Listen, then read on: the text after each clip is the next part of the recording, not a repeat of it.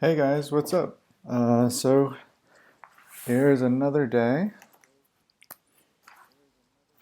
I think this is my last day of streaming at this regular schedule, but I'm gonna try to keep this up next week, um, but probably only Thursday and Friday. So I think it's just gonna be like at the same time, Thursday, 11 a.m. to 2 p.m. And then Friday, same thing, 11 a.m. to 2 p.m. And based on how this goes over the long run, I might end up doing like trying to make this like an everyday thing, but I think for now, it'll just be Thursdays and Fridays. Um, okay, so let's see. Uh, hey, a good ob, hey Cash Bear, hey Cycle Motion, hey Last Qubit, hey Lurks, and hey Slow Cool. How's it going out there? How are you guys doing? Um, Today I'm going to be doing the same schedule as I did the past couple days.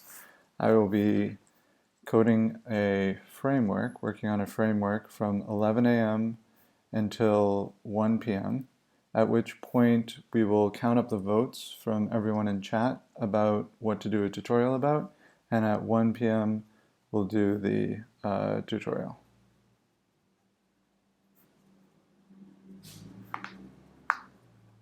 Okay.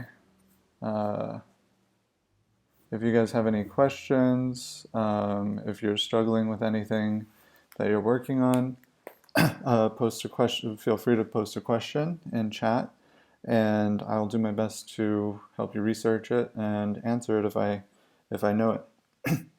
Okay, cool. So um, let's go back to what I was working on yesterday, which is this. So we have this test page here, and if I click on this name, we get this inline edit area. And this is now like fully styled. If you click cancel, it closes. If you click the backdrop, it closes. And if you click save after changing it, so say we change this to like Eric, and we click save. Hey, Ice Cream Codes, how you doing? Welcome back. What are you working on today? And do you have any questions for the channel? So if I change this to something else and click save, it's going to actually sync it back to the original. So this inline edit area should be automatically generated, but right now we actually had to build it ourselves. So today I'm going to be working on making it automatically generated. And all I mean by that is that Remake.js is a framework, and I want Remake to take care of this. So it's not like I'm not going to have to write out the code. I have to write out the code once, but then everyone can use this inline edit area in their own projects over and over and over again. And if you're curious about like, oh, how do I customize this inline edit area, that'll be totally possible. I just want to make it really easy for people starting out to get like a, to be able to edit their page really easily. Hey, Vinny Code, welcome to the chat. Welcome to the channel. If you have any questions, Vinny Code, just post them in the channel. If you have an idea for the tutorial, let me know. Working on day job code right now, electronic health record vendor. Wow, that's a big business. I have a friend that actually works for a health company. He's like a designer at one of the big ones. I think it's like, is it Athena or no? Is it Atnea? I forget. But yeah, he seemed to really like his like his job. But yeah, that's a big business, like digitalizing all the health stuff. Are you you're coding? So do you do front end or back end? I swear, this is my last question to you. I'll let you get back to work. Okay, um, so yeah, this will sync, but let's see. So we need to auto-generate this. I think the next step of this is senior software engineer for customization, so I can handle it all. Wow, cool. Are you, okay, I swear, I swear that was my last question, so I won't ask more. But I don't know, if you wanted to answer, you could tell me like, do you work remote or not? Because I'm curious, like, if a senior engineer can work remote. Um, I'm kind of like, I'm kind of the only designer at my company, although it's a startup, to be fair. So I don't know if that makes me senior or not, though. I think it kind of does. I think it does. Okay, so we want to auto-generate this code, and we have this watcher here. So we're watching the key editable, which is being synced from here. And let's see. Um, so, and then we get the remake setup. Okay, so let's go into the remake init, and let's look at this remake setup. Okay, so this is the area where we're going to generate the code for this component, and we're going to insert it into the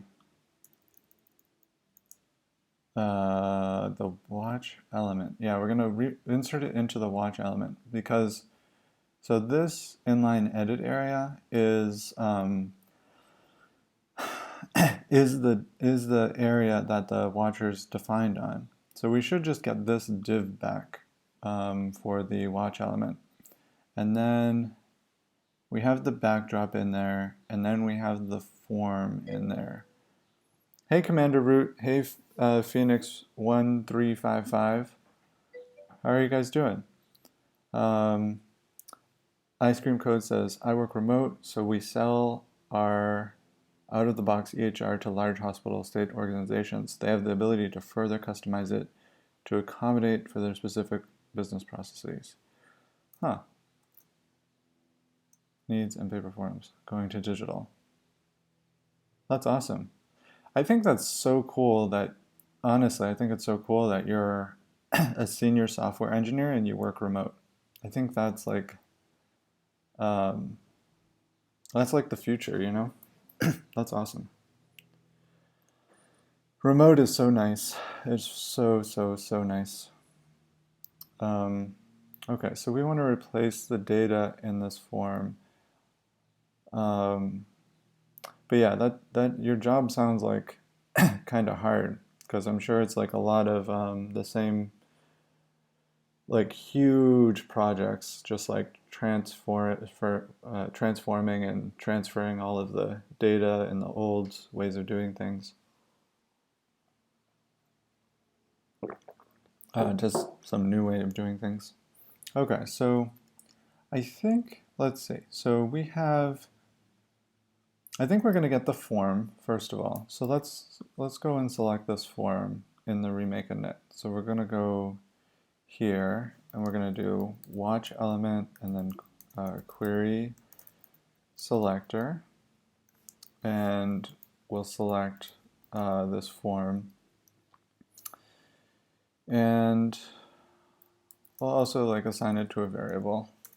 So say like the remake form, or we can say remake edit form is equal to that, and we'll just put that in here just to make sure we've got it. I'm expecting that we're gonna get it. I don't know why we wouldn't get it. Okay, great. So we've got it. Now this is the thing we want to edit. So we want to overwrite some of the remake edit areas, but we don't necessarily want to replace the edit areas itself. So let's get that. So we'll say remake edit areas, and we're gonna search the form for this. So there should be only one. So we're just gonna rely on that being the case.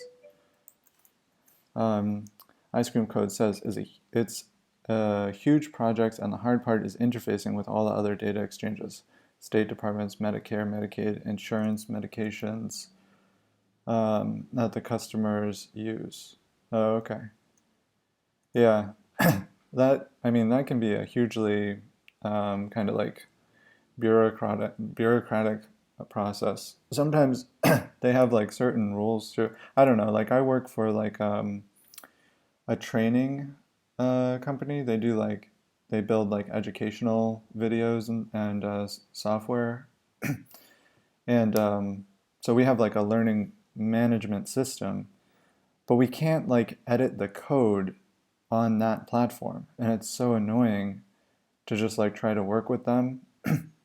Um, but then, yeah, then sometimes, you like wish they were a little bit more bureaucratic because I heard there was like this thing at JetBlue where they were like scanning people's faces in order to like, say that they're good and they can board the plane. And I guess they were getting that data from the government. They were getting like people's faces and like the ability to ID them from like the State Department or something. But they claim that like the data never left the government. It like never left the State Department. I don't know. It was this like big thing on Twitter that blew up like a few weeks ago. Um, but yeah, I mean, I kind of wish the government, first of all, didn't have that data, and then second of all, didn't share it with, a public company. Um, okay, so we get the remake edit areas, and then we're going to get the buttons too. Although we don't really need the buttons. So it's possible that this is going to have a remove button, but we can just show and hide the remove button based on the switch. So we actually don't need to get the buttons. Ilverse, Ikojan, VNK, and Virgo Praz. Welcome to the chat. If you want, you can tell us what you're working on. If you have any questions as you're going through your what you're working on, let us know and we'll try to help out. Okay, so I don't think I need this area. So we just need this area.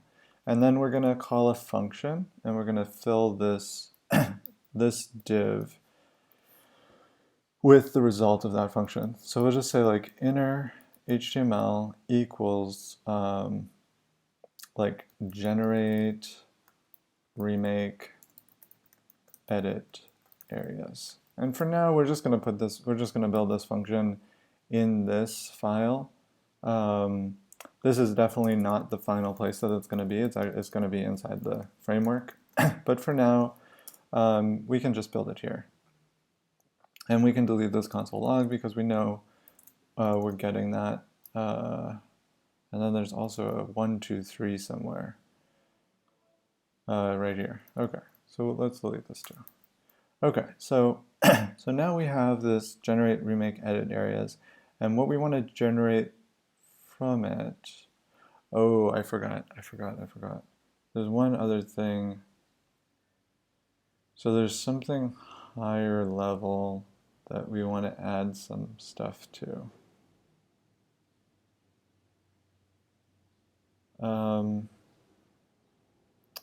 Yeah, we need to add these keys. Yeah.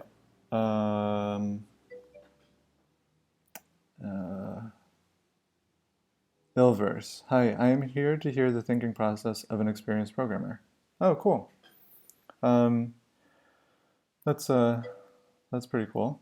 So I've been programming for a long time, and I'm more familiar on the front end than the back end. But if you have any questions about what I'm doing, let me know, and I will be more than happy to answer them. If you want to see some more details about the framework I'm building, you can go to remakejs.com, and that'll take you to the documentation page. And then down here, there's a quick reference of all the attributes.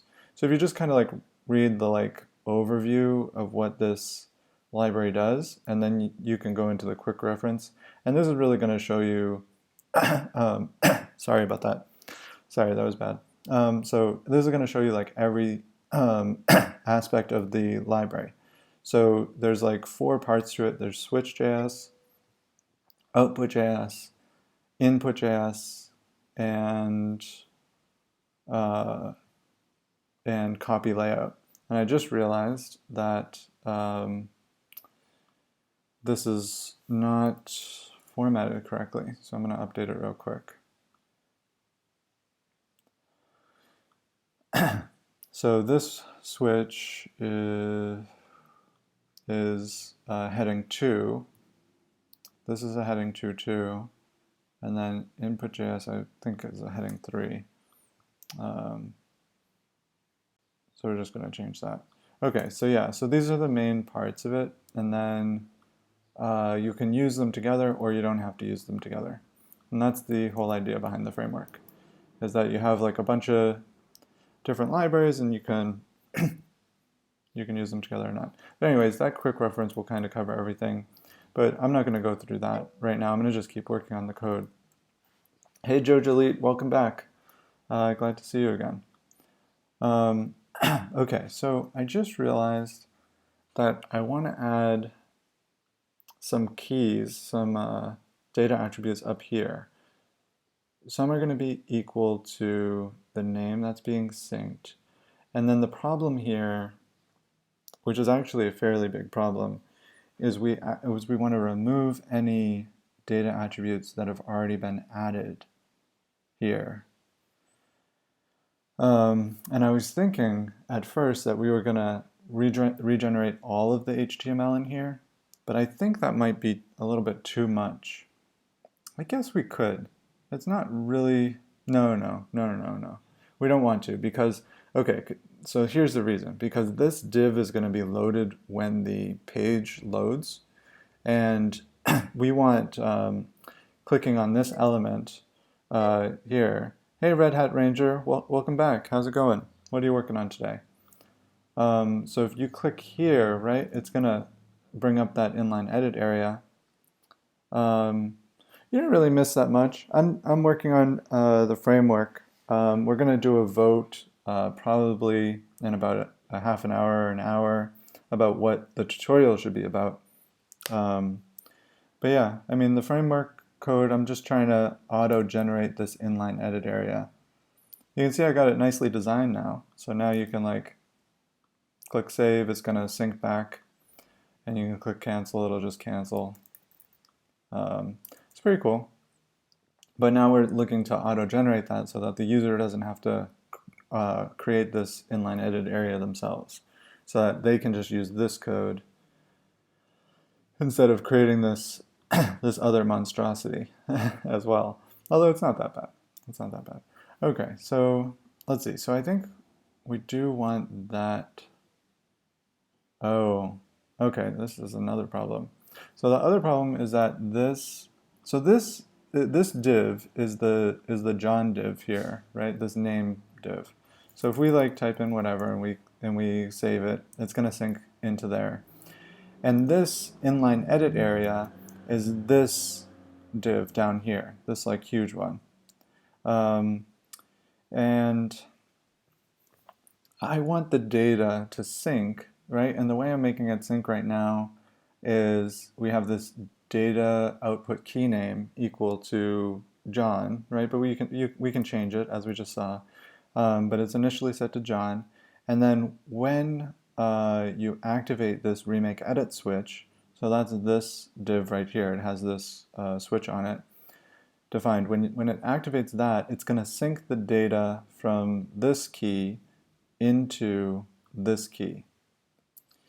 And that means that this key, data output, so the O stands for output, data output key name needs to be there in order to sync into it. Now the problem is that I want this entire div, this entire like area to be auto-generated. Am I missing a closing div down here?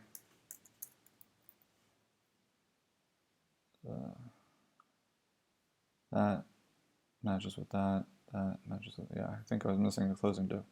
Okay, so if this is auto-generated, when is it auto-generated? Well, my plan was that it's auto-generated when the user clicks on this. But if the user's already clicked on this, and this is already it's in the process of being activated, then it's not going to sync its data because this key isn't going to be on it yet. So that's actually a huge problem. I didn't think about this before. Now, these other ones aren't as much of a problem. So data, output key, editable, that is just always going to be there. That's not a dynamic key. But this key can be different. You know, like I can put like title here, right? Or I can put like blog post title here. And then like, you know, whatever, change it up, right? But so it could be anything, and there could be multiple keys.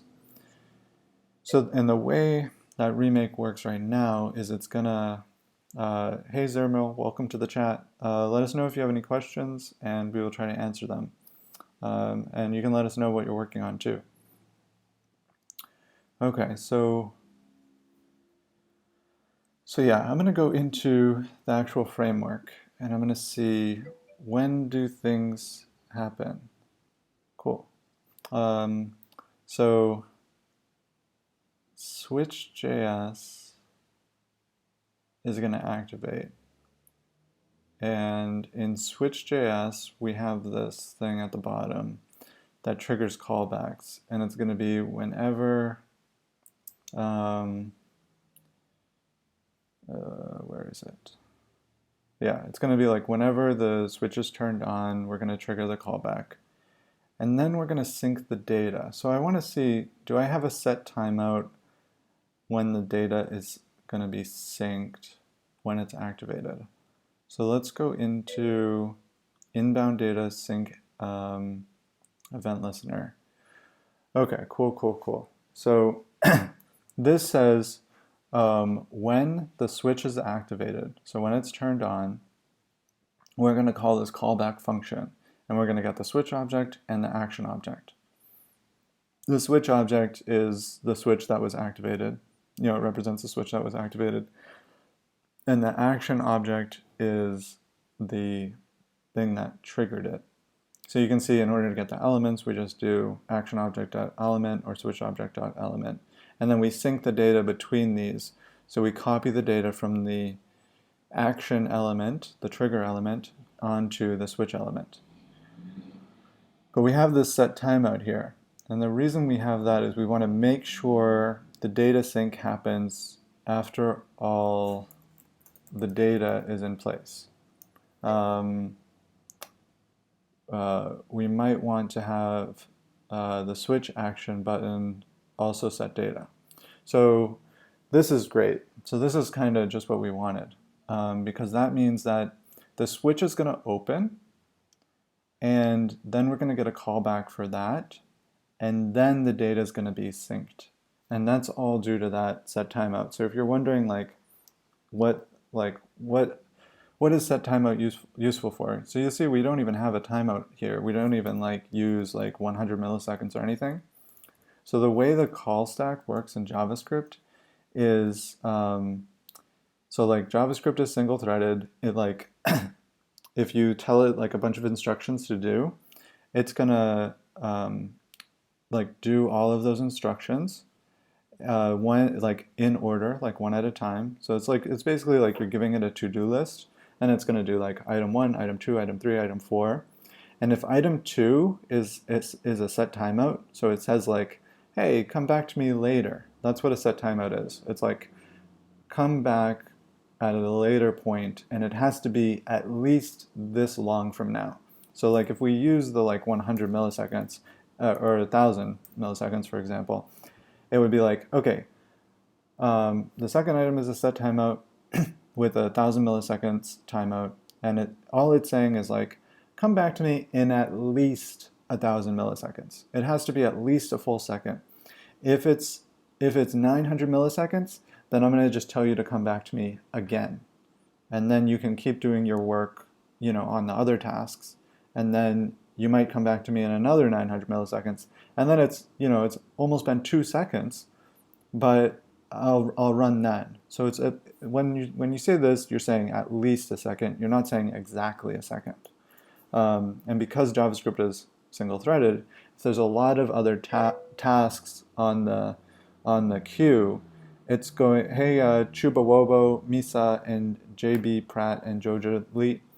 So if there's a lot of other tasks on the to-do list, on the call stack, it's gonna do those first. So let's go back to the example. We have 4 items on the to-do list.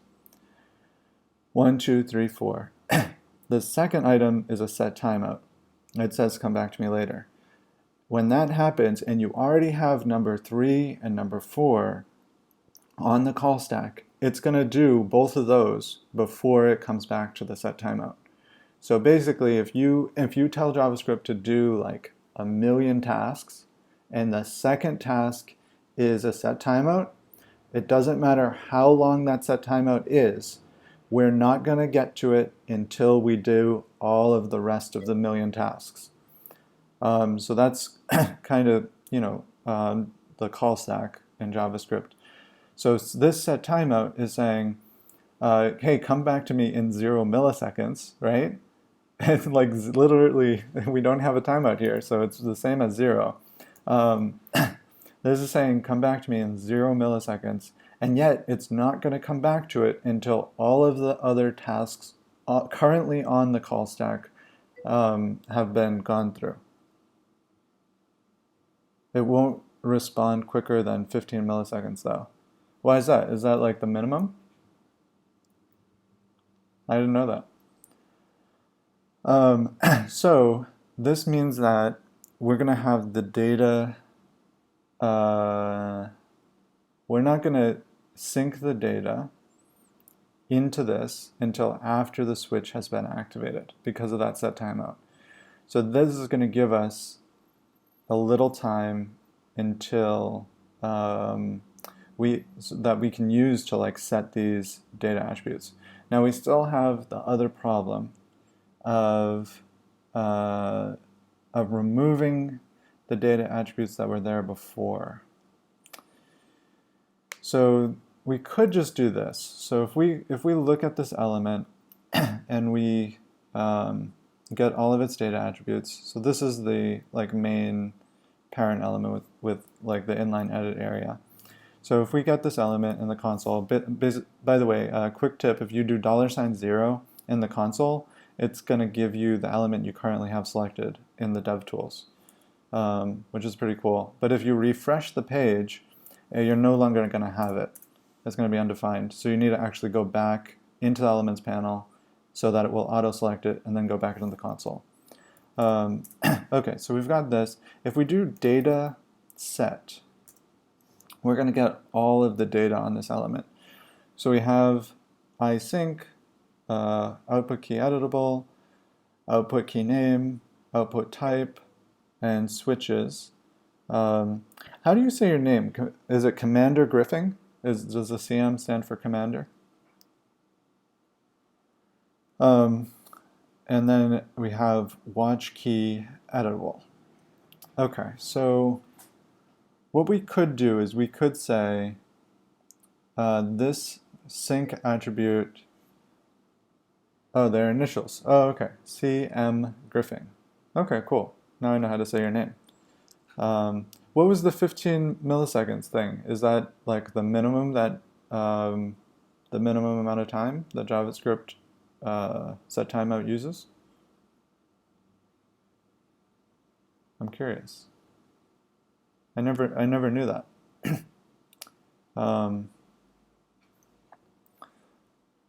So we could just like reserve some of these. Yeah, set timeout historically didn't fire faster than 60 FPS. Huh. I didn't know that. So 60 frames per second.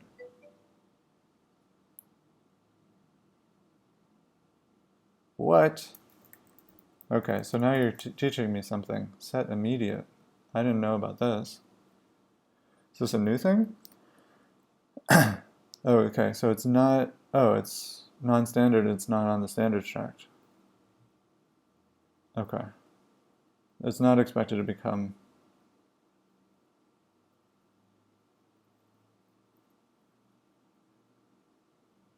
What does it do though? It's used to break up long-running operations and run a callback function immediately after the browser has completed other operations such as events and display updates. Oh, huh. So it'll, I mean, yeah, I guess it's not like worth digging into it too much if it's not going to become standardized. But I guess it was, if you have like another long-running process, you can kind of insert something into that, in between that. Okay, so we can reserve some of these, and then we can just get rid of all of the other ones. And I don't really actually know a ton of things about data set, even though I'm using mostly data attributes. So I should know more about it. But let's see the browser support. So the browser support goes back to Internet Explorer 11, so we're fine with that.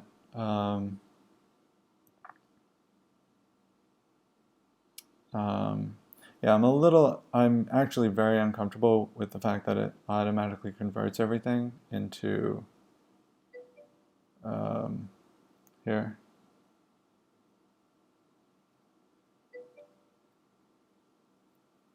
Oh, okay. So it's maybe 4 milliseconds is the least, and timeout of 0 can potentially be used. However, it's clamped to 4 milliseconds. It does not make for a suitable polyfill for the natural immediacy of said media. Huh. Okay. Yeah, that's interesting. But they do have the other one that like game devs use. What's that? It's like on Next Paint or something. Um, but that's not it. That's not it at all. What is it? It's I forget. It's like what you do to make sure that the browser has the resources to paint a document, to like lay out a document. I forget what that callback is. Um, so we could loop through all the attributes and then just like reserve some. I think that's kind of what we're going to do. I don't know about this data set thing. I don't know. I'm kind of okay with it. Let's see. Accessing and setting. But can we just delete things? Let's see if we can just delete things. Maybe we can do data set, isync. I mean, we should just be able to delete that, right? And then, yeah, it no longer has isync. If we go to the element, oh man, networking issues again. That sucks. Oh, no, yeah, I'm dropping some frames. I can move closer. Yeah, I'm even down. Oops. No. Um, I had some some issues this morning. No, I'm dropping 9%. So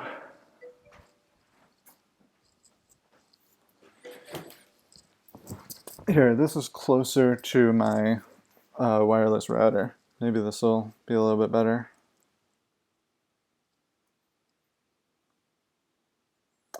Um,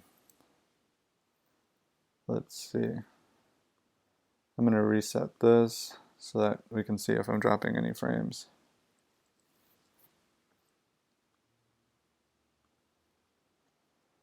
Um,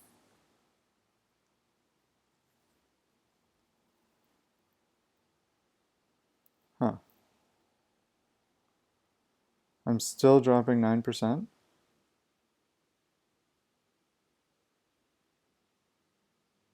No.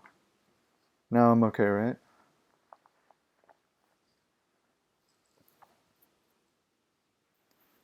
Is this better?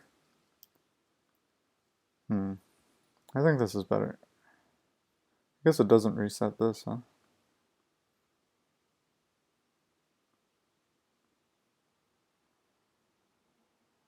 Yeah, I think this should be better. Okay, so it looks like we can delete that.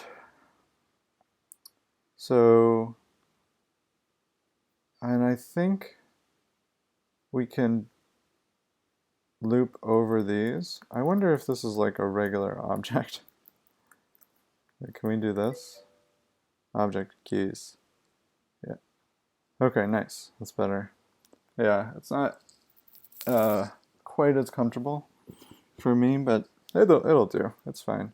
I actually have to go real quick. I have to use the restroom. I'll be right back. Sorry, guys.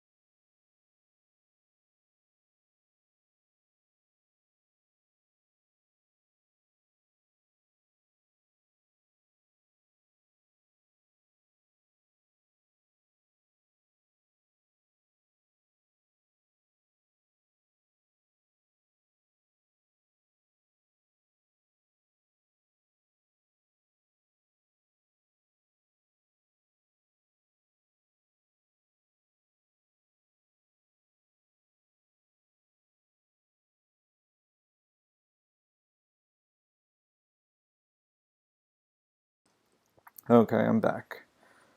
Um, okay, yeah, so that should be a little bit better. I might need to get a new Wi-Fi router. I bought this one. This one's like supposed to be super good, but I have to like be right next to it in order to not drop frames. That seems crazy to me. But good news, I am getting an Ethernet adapter. It should be arriving today. I don't exactly know how I'm gonna plug into it, but because sometimes I want to be in the other room, so I don't know how I'm gonna snake an Ethernet cable around my house, but I'll figure it out. But at least I should get a lot fewer drop frames with that. Um, huh. Yeah, it's pretty crazy how much video that Twitch has to process every day. YouTube too, but Twitch is like live all the time. It's crazy. Okay, so basically we want to like reserve some of these and then like overwrite some of these data attributes. We want this one to say, this one to say, we want the sync to say, we want the switches to stay, we want the type to stay, we just want everything else to go. So for this example, it's just this one, but in the future it might be other ones too. So we could just use dataset, we could loop through them all, see if it's a reserved data key, and if it is, we keep it, and if it's not, delete it. I think that's fine. Okay, so let's do that. So so we'll do that, and we're gonna do. Scott is alarmed. Good morning. Welcome. How are you doing? Um, so we're gonna do. Where is it? We're gonna set the. Yeah. Here it's like gorgeous out. Where are you based? What country or state are you in?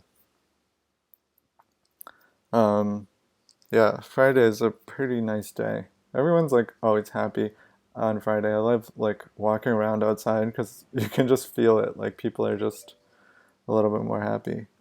Ooh, Northern California. Northern California is supposed to be gorgeous though, isn't it? I was actually born in Southern California. I didn't spend very much time there, but um, I've gone back a few times and I really like it.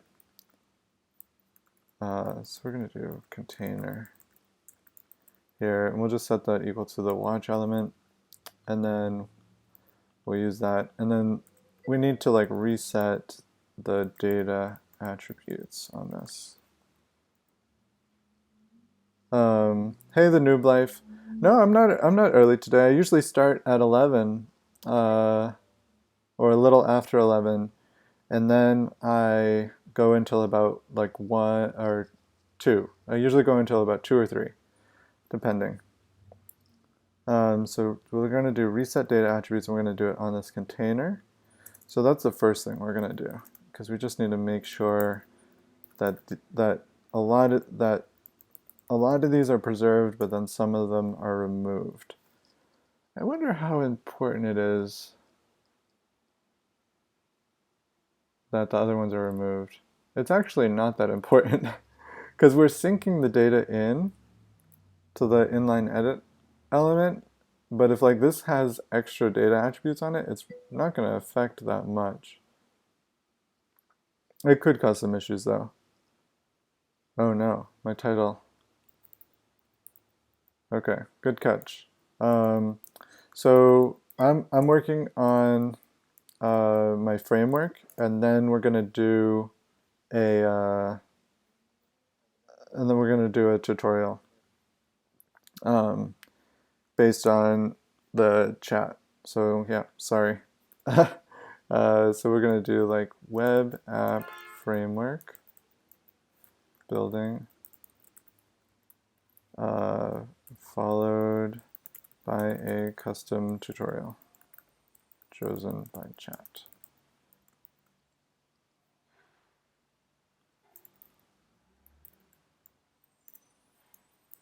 Okay. Cool. Good catch. Thank you for telling me.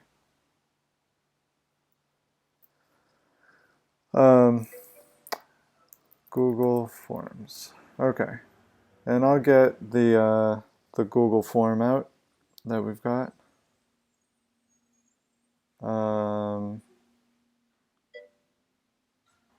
Man, I wish I could just copy it here. Hey, K, Kenny, and Ilverse. Oh, Ilverse, you were already here, right?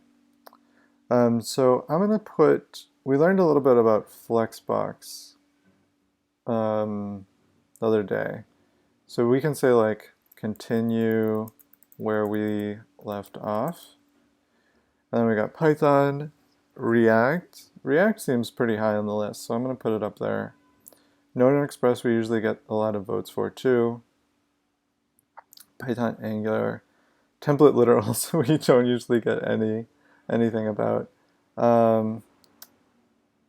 Maybe I'll put tagged template literals because this is something I don't really know about, but it seems pretty interesting.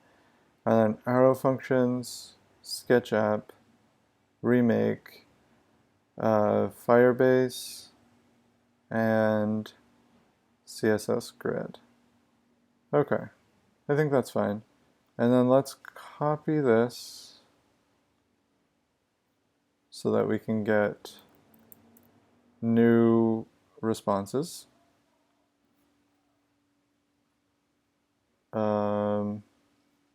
And then I will send this. Okay. So if you guys have any feedback about what the tutorial should be about, let me know. And I'll leave this up so that I can get to it easily later. Okay, so we're going to reset these data attributes. So we have the container. And I guess we can just have like a list of the ones we want to keep. Keep array. And let's refresh this to this, and we've got async,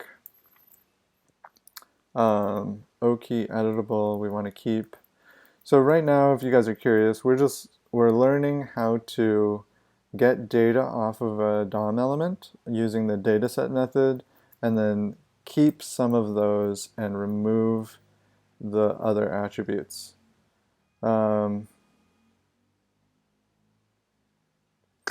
Actually, I don't know why I don't like this dataset method. I would so much rather just do attributes. It just feels weird that it automatically converts stuff into this camel case.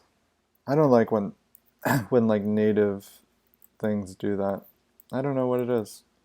But we'll leave it for now. That's fine. I mean, if it works, right? Okay, so we've got async, okey editable, okey name, otype, switches, and wkey editable. And let's remove this guy here. So we're not going to keep that by default. And then we're going to loop through all of the keys here. So we're going to do like object keys, element dataset. So this should give us all of these keys one at a time. And then we'll do a for each. And we've got the key name. Oh wait. No, yeah, that's all we need, I think. So we'll do key name, and we can say like if keep array, and I always confuse this whether it's contains or includes, because like in like underscore I think it's contains or something, but I think the native one is includes. So we'll do includes key name, and if it doesn't, that's what we want to know. If it doesn't include the key name, so if we didn't specify the key here, then we want to remove it. So then we want to do element data set key name. So this will give us that key name, and we just want to delete it. I don't know if this is the right thing, the right way to remove things from a data set, but let's look it up. Maybe remove data set key. I don't know. Yeah.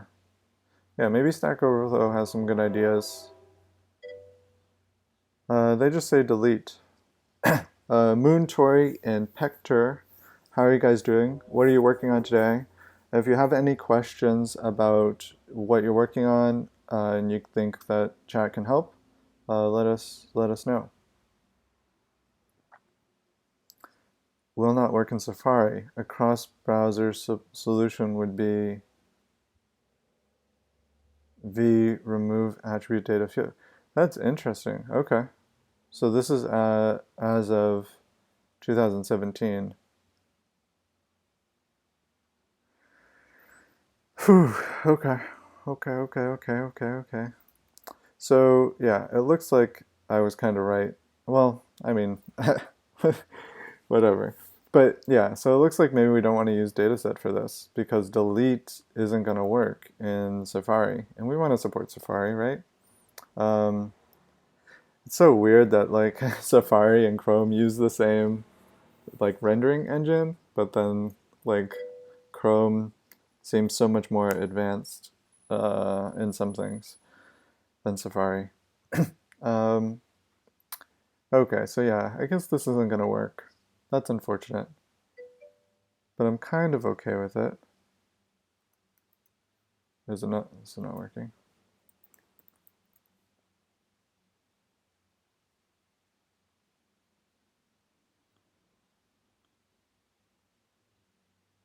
Yeah, it works. I just opened it up in incognito. I'm going to remove my vote though.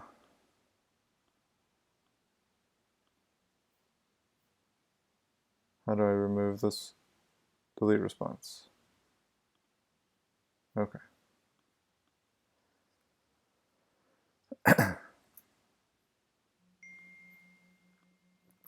Okay, so yeah, it looks like dataset might not be the best one to use. I'm on Safari. Huh, I didn't really know that like that many people use Safari. I guess it is, it's a pretty nice looking browser. I'll give it that.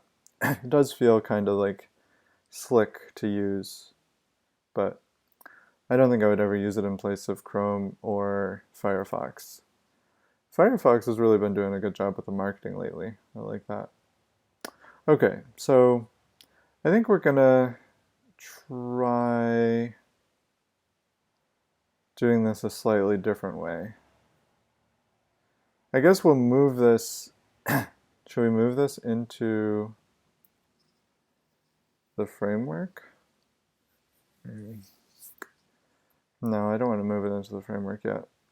Okay, let's just import something that'll help us with this. So I have inside of Hummingbird, which is this like custom little library that I wrote, mostly from copy and pasted code, but some of the things I wrote myself. And we have this this DOM library, and we can do for each ancestor match, for each matching element, get parrots for each attribute. Yeah, Firefox is definitely the new hotness again. So we have for each attribute, we get the element attributes, and then we loop through each one, and then we get the name and the value of the attribute. That sounds good to me. Okay, so let's do that. We're going to import, except for Twitch TV. But Firefox doesn't work on Twitch TV. So we're going to import, where is it? This one from remake.js / hummingbird. And I think we can just do DOM. I think it's like that. Let's see if that works.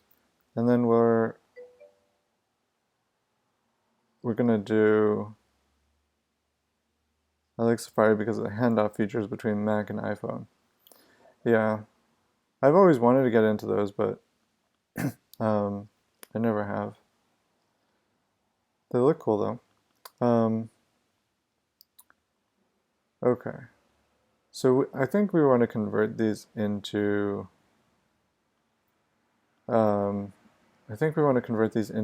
dash case. So the way we can do that is, how do I select all of these? I actually have no idea.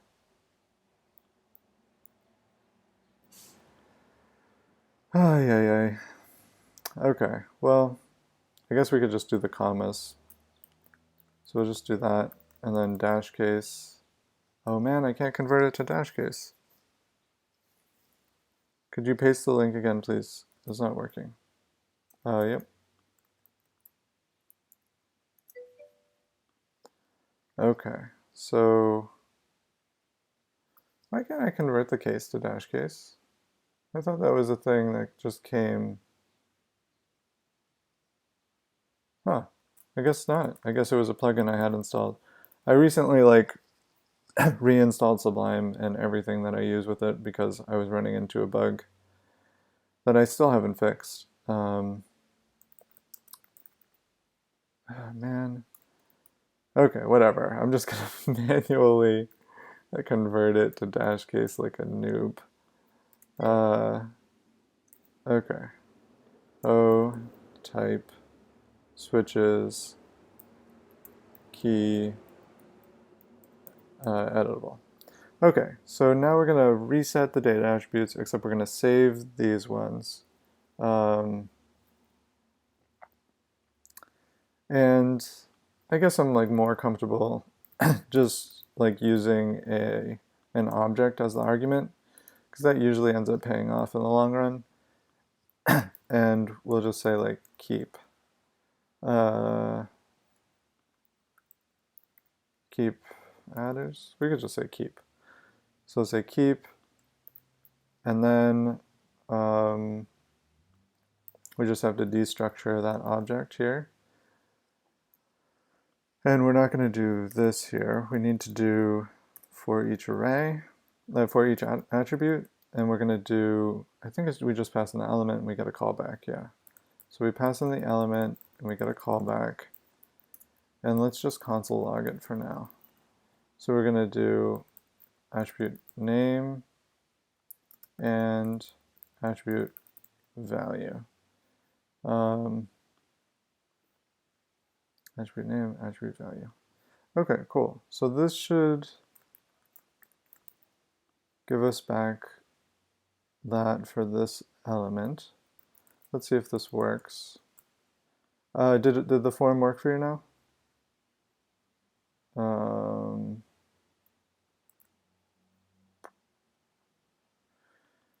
Reset.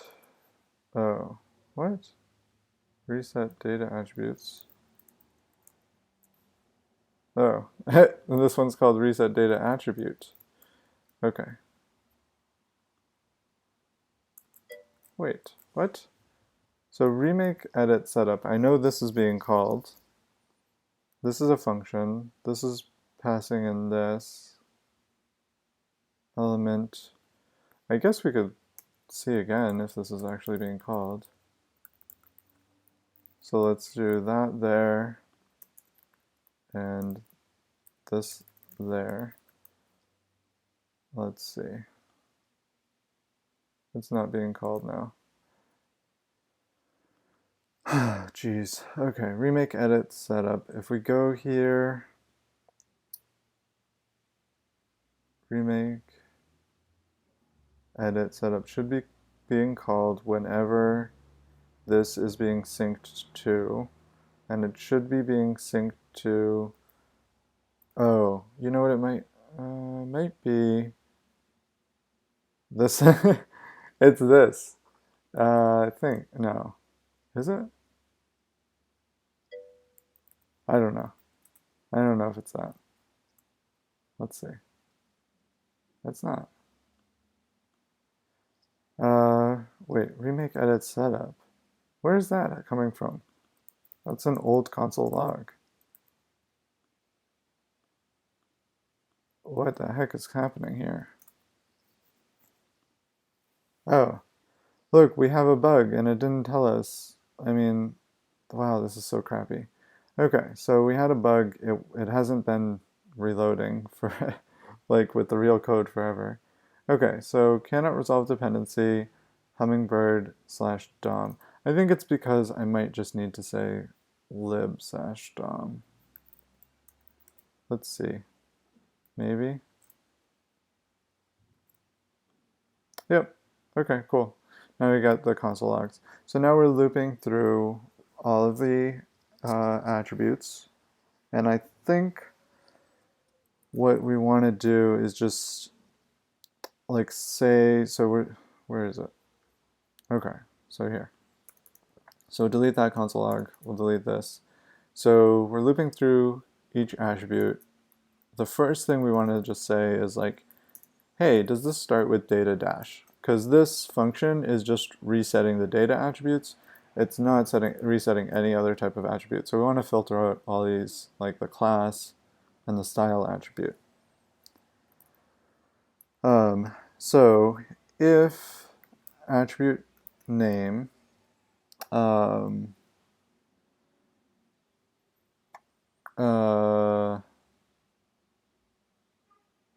forget how to do this. How do we say like it starts with, there's like There's a really easy way of doing that.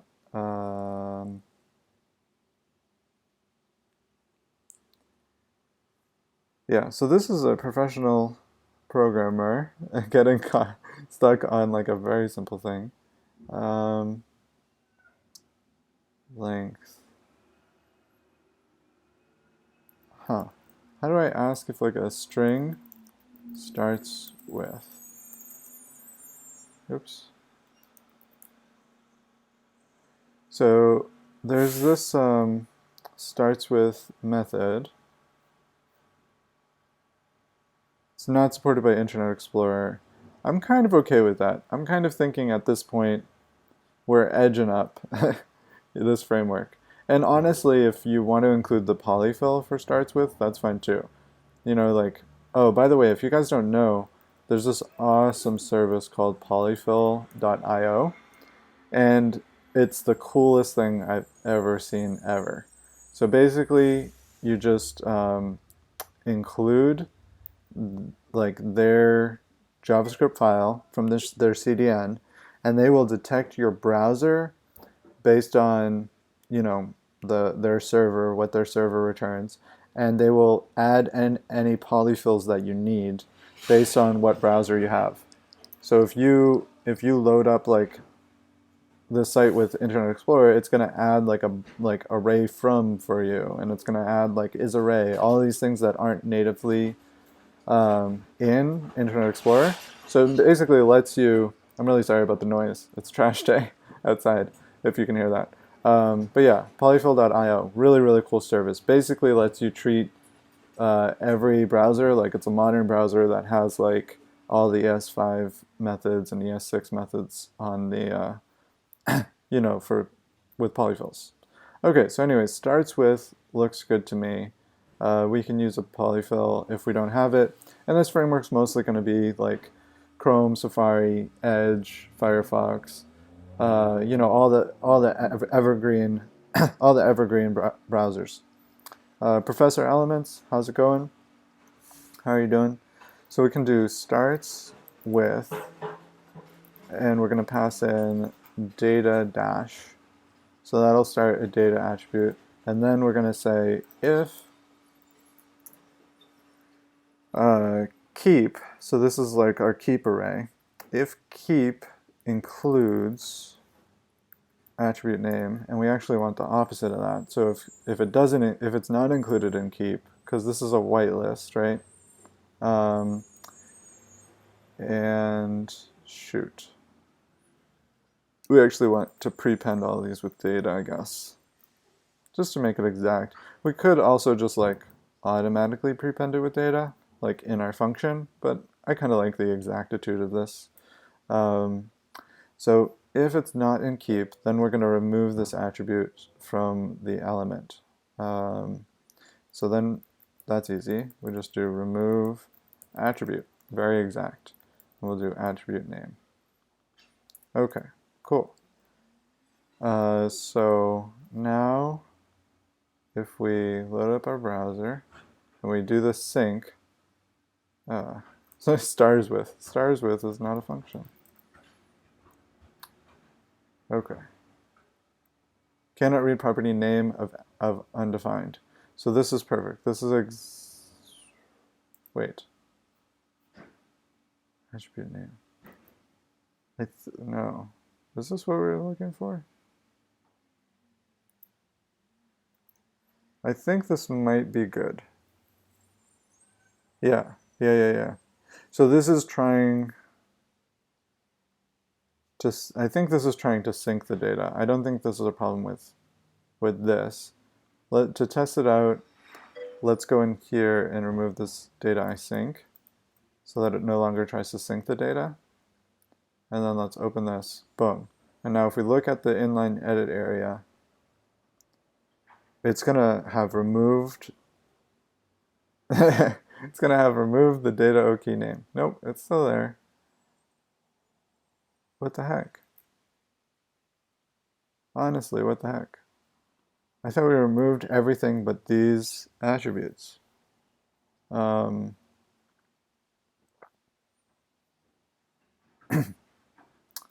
I guess let's console log here, attribute name, attribute value. And we'll do it like at every different level and see what we got. Okay, maybe we have an error again. Nope. Hey Nurzak, how's it going? If you want to vote on what the tutorial topic's going to be about, fill out this form, and we're going to do the tutorial starting in about an hour. Well, probably a little bit less than an hour. Okay, so right now we're trying to remove attributes from a DOM element and trying to figure out what's going wrong. I guess we'll do a console log up here and just make sure that this function's running again. I hate when I do this because it's like, of course, you just tested this. Of course it's running.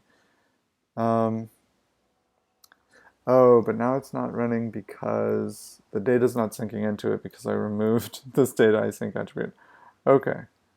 You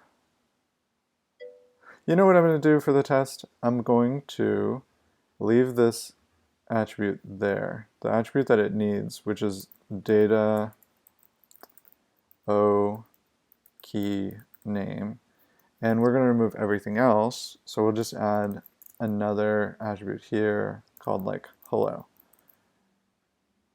Okay, so now if I click it, it's going to sync the data in. It's going to sync the data in. Attribute name is not defined. Okay. Attribute name is not defined here. Oh, okay, of course attribute name is not defined there. That's fine.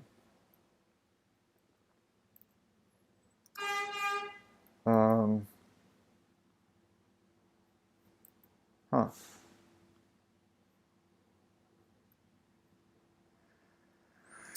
Okay, so now we've got this other issue. Cannot read property name of undefined in reset data attributes. And we're console logging all of these down to data switch on.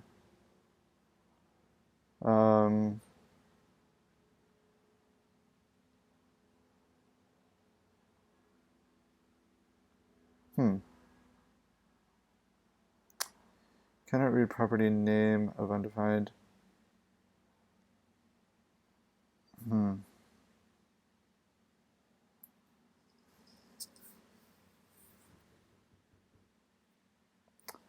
Sorry guys, there's someone at my door. I have to pause for a second. I'll be right back.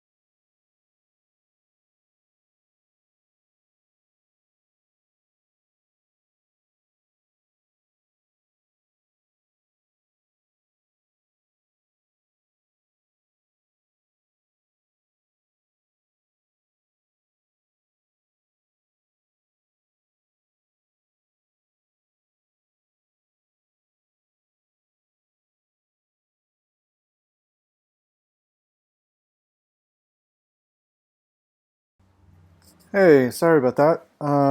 So Eversource stopped by my house because um, my landlord called them, and they have this huge truck parked in front of my house, and they're like, "What's up?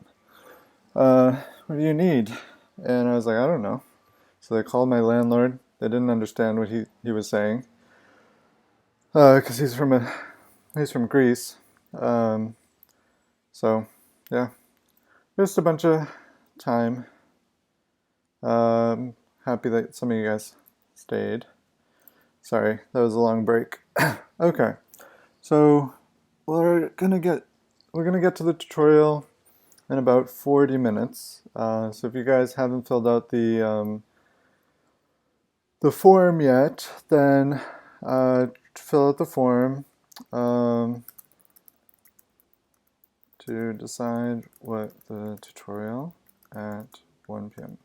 is about. Okay, cool. So I'm gonna get back into this.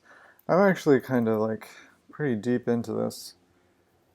I don't know if this is the best way of doing this. I think maybe instead of removing all of the attributes, I'm gonna just focus on uh, output attributes. So that, and we can say like output key attributes, just so we don't have to worry about all this other stuff. So we'll keep that one. We can get rid of this because we're not going to be looking for any of this stuff. And we're going to keep that one, like we said before, because that was causing some issues. And we're going to go into here, we're going to loop over all the attributes. If it starts with data O key, then we'll continue. If it's included in our keep array, then if it's not included in our keep array, then we'll continue and we'll remove it. We'll remove that attribute. Okay, so let's see if this works. We'll save that. Are we getting a bug somewhere? No. Okay, we refreshed. Okay. We said this is not defined. What? Are you serious? Oh, because I just renamed it right after. Okay, cool. So, cannot read property name of undefined.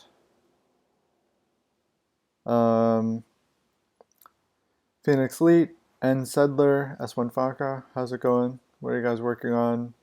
Do you have any questions for the chat? We'll try to help you out as best we can. Okay, so I need to, I guess, figure out what is going on in here. So reset for each attribute. Cannot get name. So it can't get the attribute name of one of them, and I think I know why.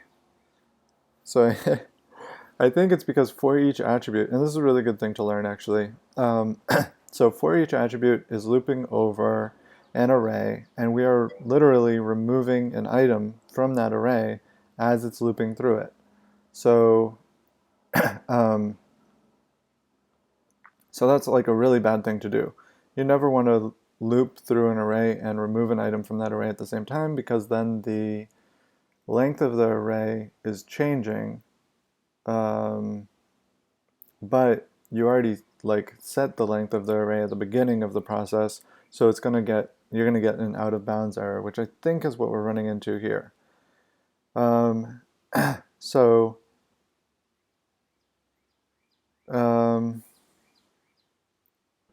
what we could do is I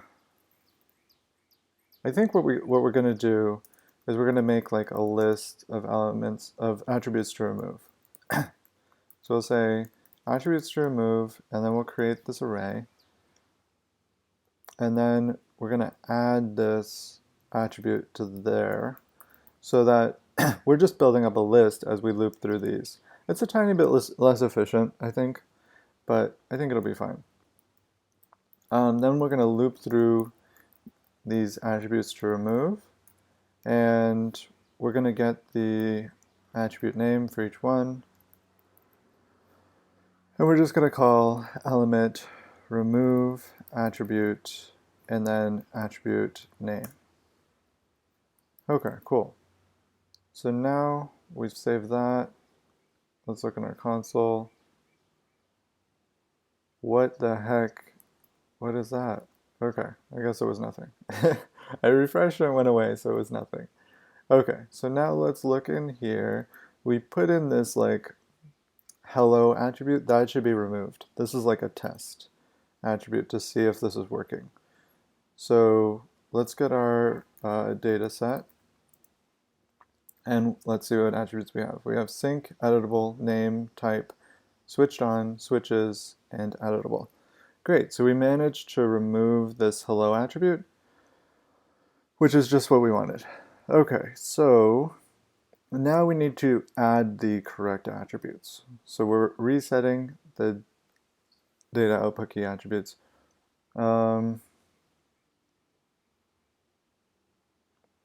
We also need to get some data. So this is actually going to be fun. We're going to get, so like if we go to this HTML, we're going to see this data output key editable is equal to name, and then in parentheses it says text single line. This is telling our library, our inline edit library, that we want to edit the name key, which is right here, right? Is defined right here. We want to edit the name key in the inline edit area. That's why it's using the editable attribute. And that name should use a text single line field. Now we need to extract this data and make sense of it from this attribute. So we already have a data parsing library called parse data attributes down here. However, it's not super robust. It's pretty good, but let me show you some things that it won't work with. So if we go to GitHub and we go into my attribute parsing playground, you can see that I have an attribute here. So each of these lines stands for a different attribute. This is an example of an attribute.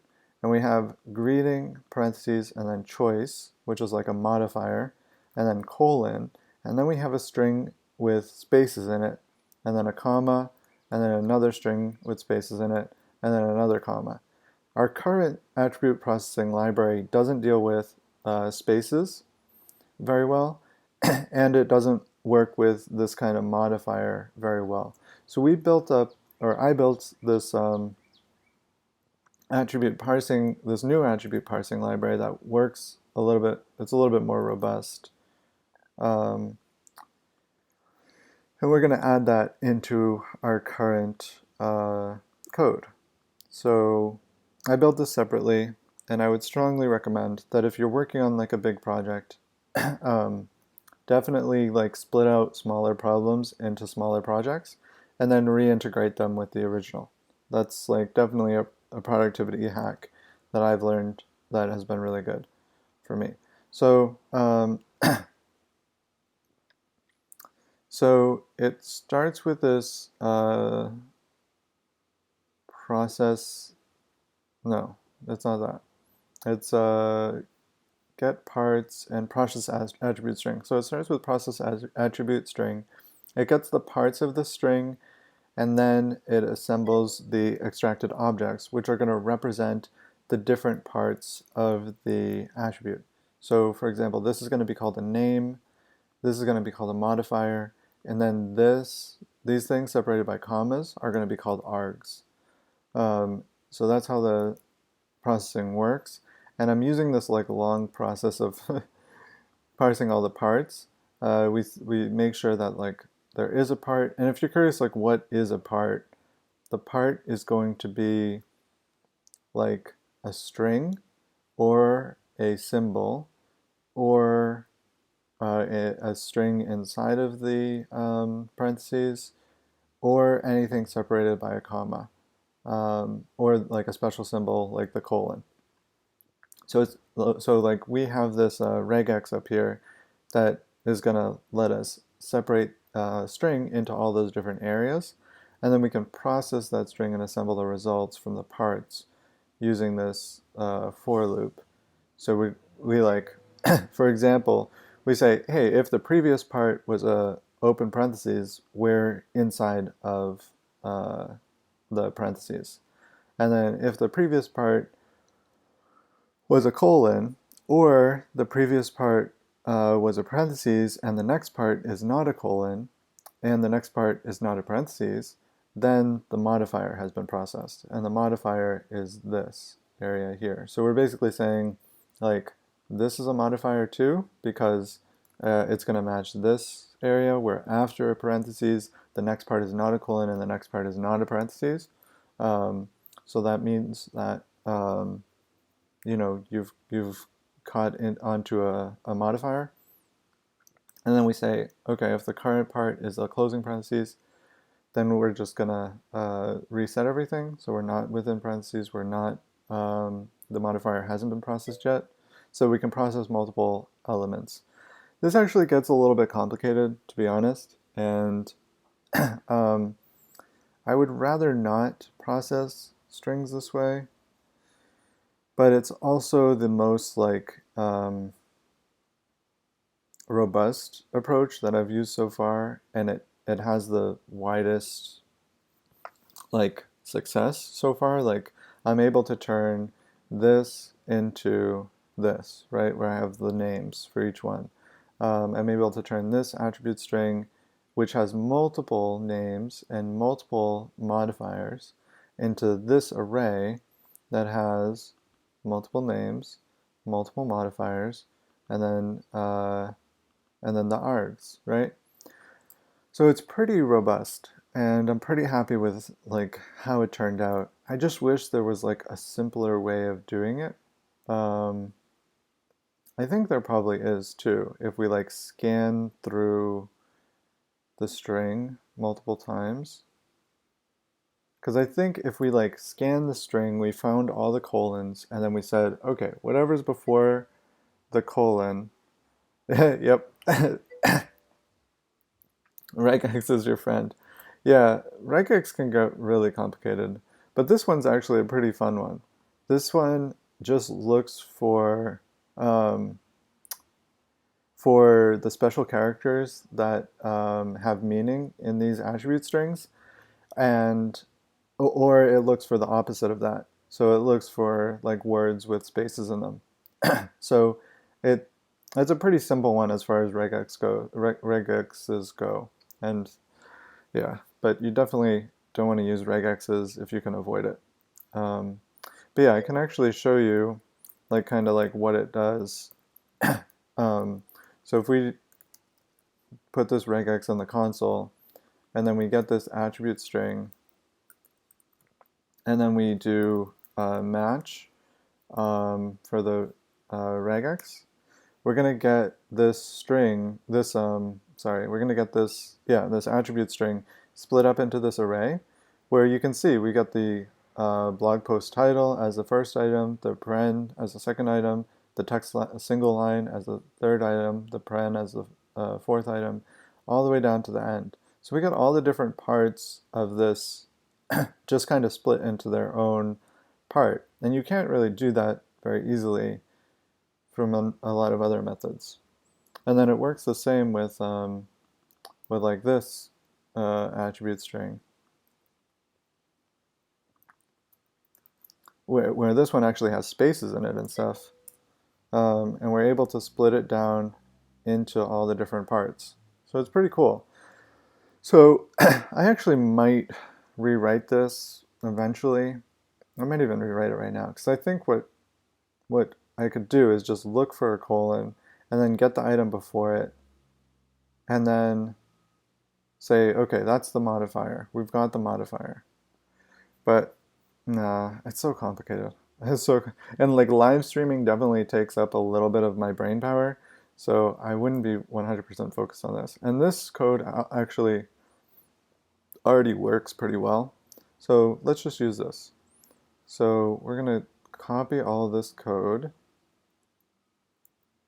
and we're going to put it inside of, I guess, parse data attributes. Oh man, this file is getting insane. I'm going to just add it at the bottom. I really, really, really need to clean up this file very soon. It's getting like way too big for itself. Okay, so we'll just put like advanced attribute parsing supports args that have spaces in them. Okay, and we're gonna paste this code, all this code in here, and then we're gonna also go in. What do we want to do? Wait, where was the file we just had? Ah, jeez. Okay. Well, I don't know where it went. We're just gonna grab it here. I guess I closed it. Okay. So we need this these regexes too. So we get those. We don't need the test strings. I don't think we need process lines, but we do need get parts, and we do need assemble result. Okay. Cool. So we have the regexes. We have the regex for phrase or special character.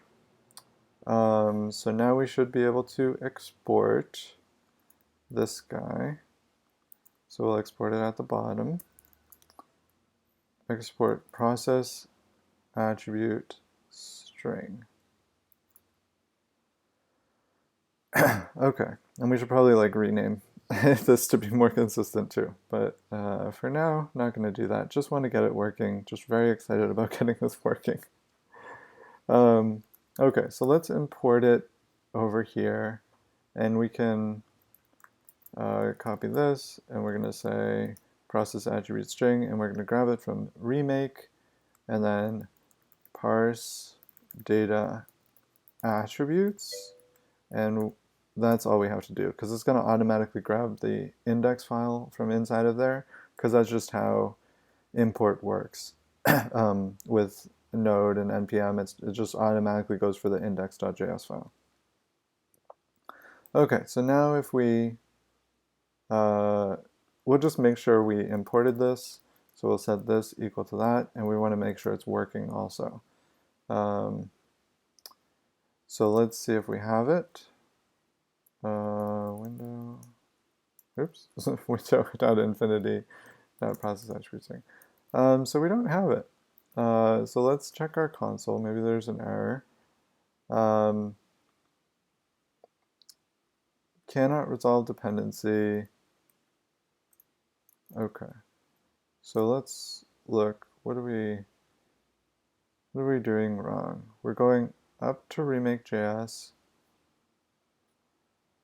We're going up to parse data attributes. I mean, it's working with input.js, right? We can see right here, it's working with input.js. Process attribute string. Process attribute string. Data star.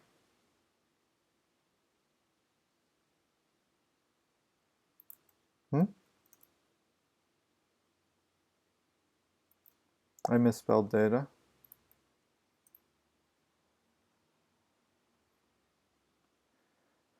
In the path. Oh, nice, good catch. Wow, thank you. Okay, so we've got it. Nice. Dude, you're the best, honestly. Okay, that's awesome. Okay, so now we've got process attribute string, and we can call, let's get one of those strings we had from before. So like this one. And now if we process it, we're going to get the name. See, so we got blog post title, and then we've got the modifier, which is text single line. And then we've got the name is shirt size. The modifier is choice, right? Because we've got this one comes first. And then the args in here are going to be small, medium, large, and extra large. So if we look in here, we've got that. So this is like a really cool library. I wish, honestly, that I could come across something that could just do this and like someone has already thought through all of the use cases, but I couldn't find something, so I built it myself. And it works pretty well. I think it's pretty cool that it can support this, and it can support multiple spaces inside of all of these like args and stuff. It lets us do some pretty advanced stuff with just some attribute strings. Okay, so we've got this working. Let's go back to our code. And now we've got this superpower of process attribute string. And we're going to go down here. And what do we want to do with it? So we want to parse this attribute here, this data output key editable. So let's grab this key and let's copy it so that we don't make the same spelling mistake as before. So we're going to say like editable key, and we're going to get it off of this container because we know it's going to be on the container. So we'll say get attribute and like that. So now we've got the editable key, and now we just want to process it. So we'll say process attribute string editable, oh wait, no, get attribute, editable key, should I say key value? That's kind of confusing. Editable key value, get attribute, editable attribute value. That works for me. Okay, and we'll put that in there, and now we have the, what should we call this? This is actually kind of confusing for me. So these are going to be the keys that we're going to be editing on the original object, as well as the like form types, the form fields that they're going to be editable with. So we could call it like editable editable config, I guess. That's fine. So we'll say editable config. So now we've got this stuff, and now we want to add these names. We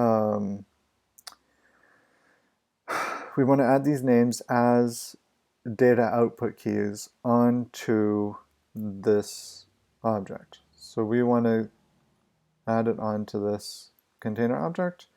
So we're going to say add data output keys. That's fine. That's fine for now. And then we're going to pass in this one. And we can just do it with an object again, because I like that, because then it's expandable in the future. And we can say it's config, or we could say, yeah, that's fine for now. So let's make this function. And it's going to be pretty simple, I think. We're going to have the element in the config. And the config is going to be an array, and it's the objects are both going to have names.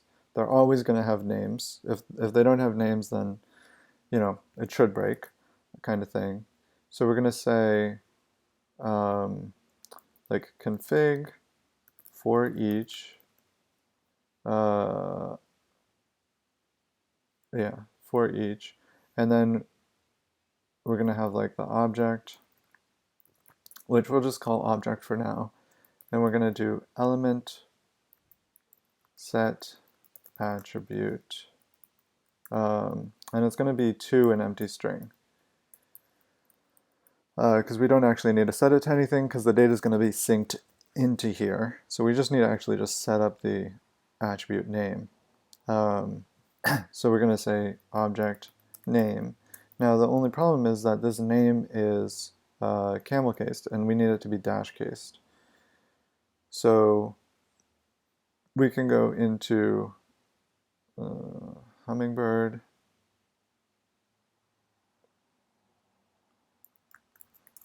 and we can get dash, or sorry, camel, geez. I think it's called camel case 2 dash. But let's make sure, let's go in here, camel case 2 dash. And we're going to import it from lib dom, where was it? String. Okay, so then we've got this. We'll wrap this name like that, and then we should get that in there. The only problem is the only problem is that it's impossible to test right now because we're actually keeping the name. The name is on there already. So yeah, we could just delete these. So we'll delete them both and let's see if it works. And if it works, we did it correctly. And if it doesn't, we're utter failures. Well, not we're. I shouldn't include you guys in this. This is all me. So it didn't work. It didn't work. We're getting undefined there.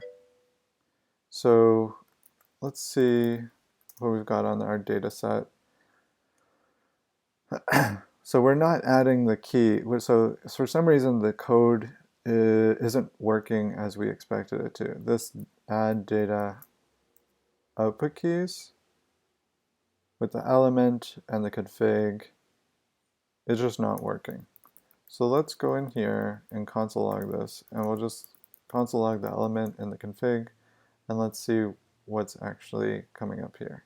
So the element is this remake edit area, and the config is this thing with name is equal to name and modify. Okay, but we don't care about modifier. And we're looping through the config, which seems fine. And if we do camel case to dash, if we're curious about like what that'll do, let's just copy this function into our console and do camel case to dash, and we'll do it on the config. Or wait, we don't have access to the config right here because I didn't do a debugger. I did a console log. But we could just, copy this name string in here, and it's just going to give us back that. Very, very simple, very similar to the original. So we're setting the attribute.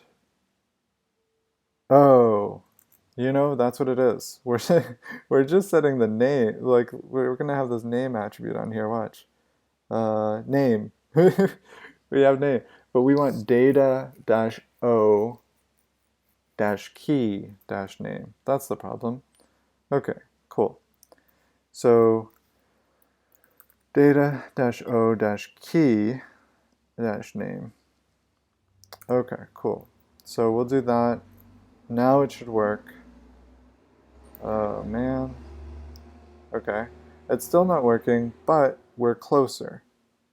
So we've got this data O key name on there. Oh, and no, I don't know. I don't know what's happening.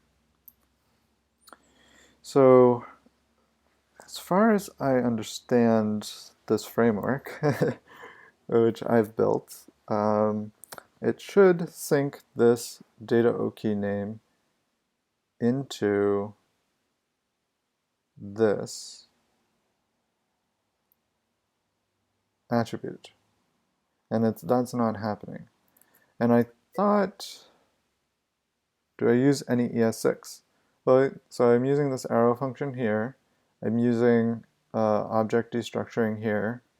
Another arrow function. I'm not sure if starts with is ES6. I'm not sure if it includes. These both might be ES5, but I'm not sure. Let's see. Yeah, I mean, I use a decent amount of ES6. JS, best ES6 features. Let's look up what the best ES6 features are. We'll just go to the first link and try it. Oh, I love, okay, default parameters. I use those in the code. Template literals, I love template literals. But like, for example, here, the thing we just wrote, where is it? Yeah, so we just like add the string. We could also write this as a template literal, but it's gonna look worse. So like, let's do it the template literal way. Like that, and then like that, and like that. To me, that's not really an improvement over what we had before. It's not much worse, but I think this is a little bit clearer. But that's a matter of opinion. And then multi-line strings with template literals. Block scope for let and const. So yeah, I use a lot of let. You can see let here. I almost never use const, but I probably should, I guess. Oh, import and export. So I use import here, and I'm using destructuring here. I think that's ES6. True classes. I don't really use classes that much, but I would if it was appropriate, I think. And then new array functions. Wait, no. I know for each is ES5, and map and filter I think are ES5 too.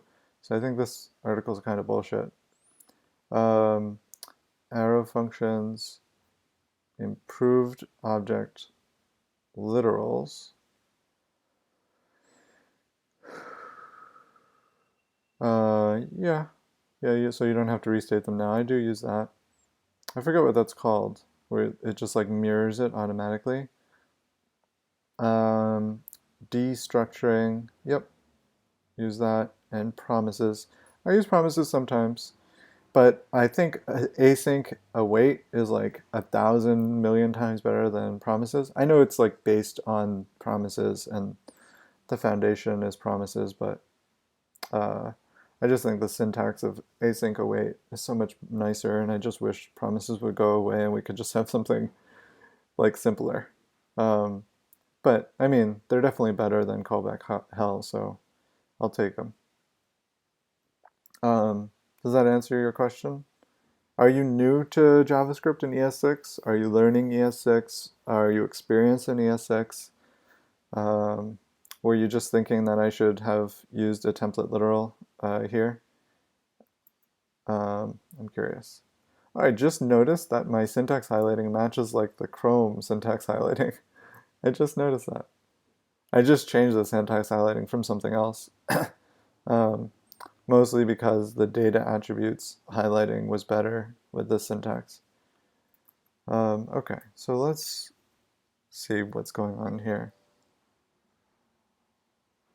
Yeah, async await is much better than promises. But the underlying foundation of async await is promises, I think. I'm pretty sure that's always the case. Yeah, it's so nice. It bothers me a little bit that you can't have await code at the like top level. You have to have it inside of a function. That kind of annoys the heck out of me. I think that might change in the future though. Let's see. So,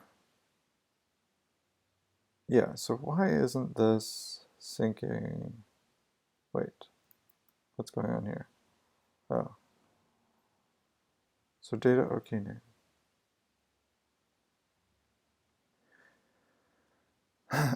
Okay, so let's actually, I guess we're going to have to dig into the code a little bit.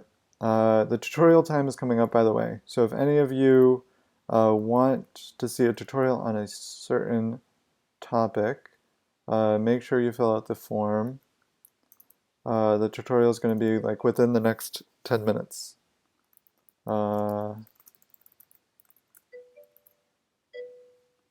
Okay.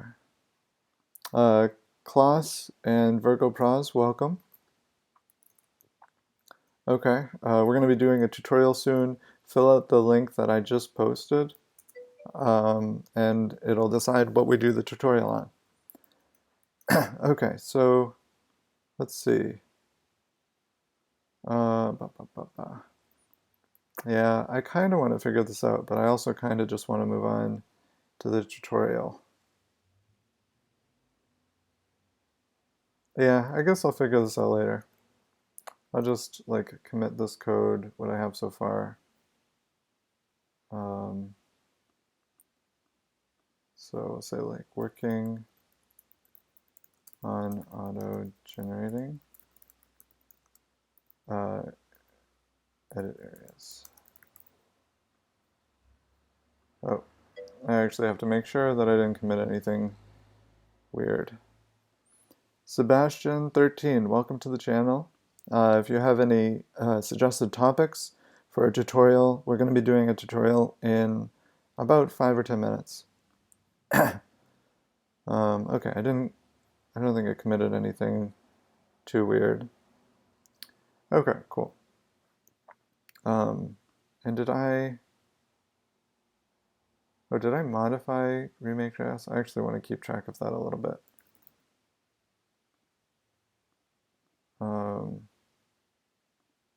I did. Okay. So yeah, so this is the most up-to-date version of remake, which is fine. Okay. So let's remove this stuff. I have to take a 1-minute break and plug in and do some other stuff. So I'm going to be right back. Anyone who hasn't filled out the questionnaire, please fill it out because we're going to be doing the tutorial really soon. Okay. Cool.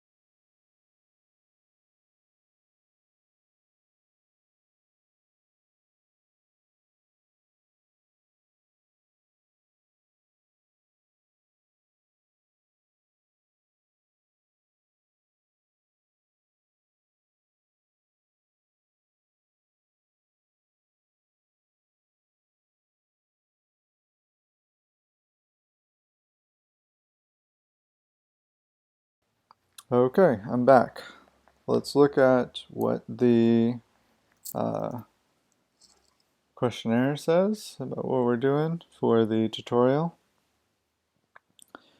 So Flexbox, continue where we left off, and with first we have React.js.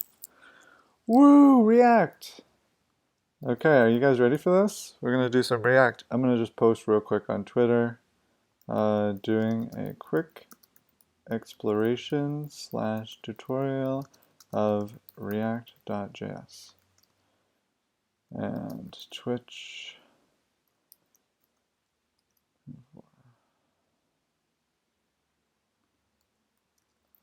Okay, so it might not be exactly 1 hour, maybe it'll be a little bit less, maybe it'll be a little bit more. But it's going to be on React. So let's quit out of everything else, close the server stuff, we'll close out of all this code. We're gonna change, I should change my channel stuff. So we'll change this to like React tutorial. I want to save that because I like that description though. Okay, so we'll say React tutorial 1 hour.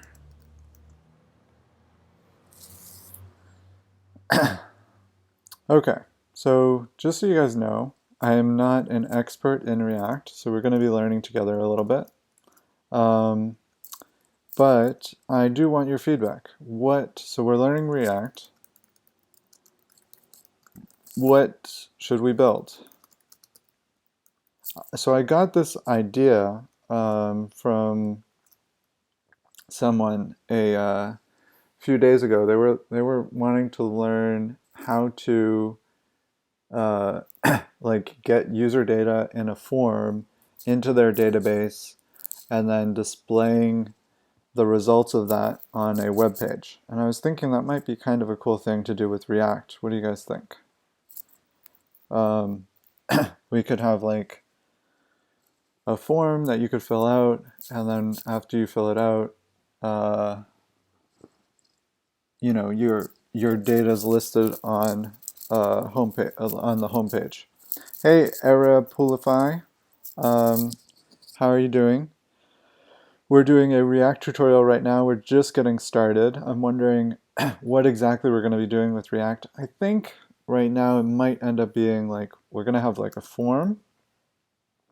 So I'll have like this form, and then the user will fill out that form, and that data will be like on a home page. So like that, you'll have like this user, and then this user, and then this user. So it'll just be like kind of like a directory of like stuff. Because I think you can use this for like a lot of different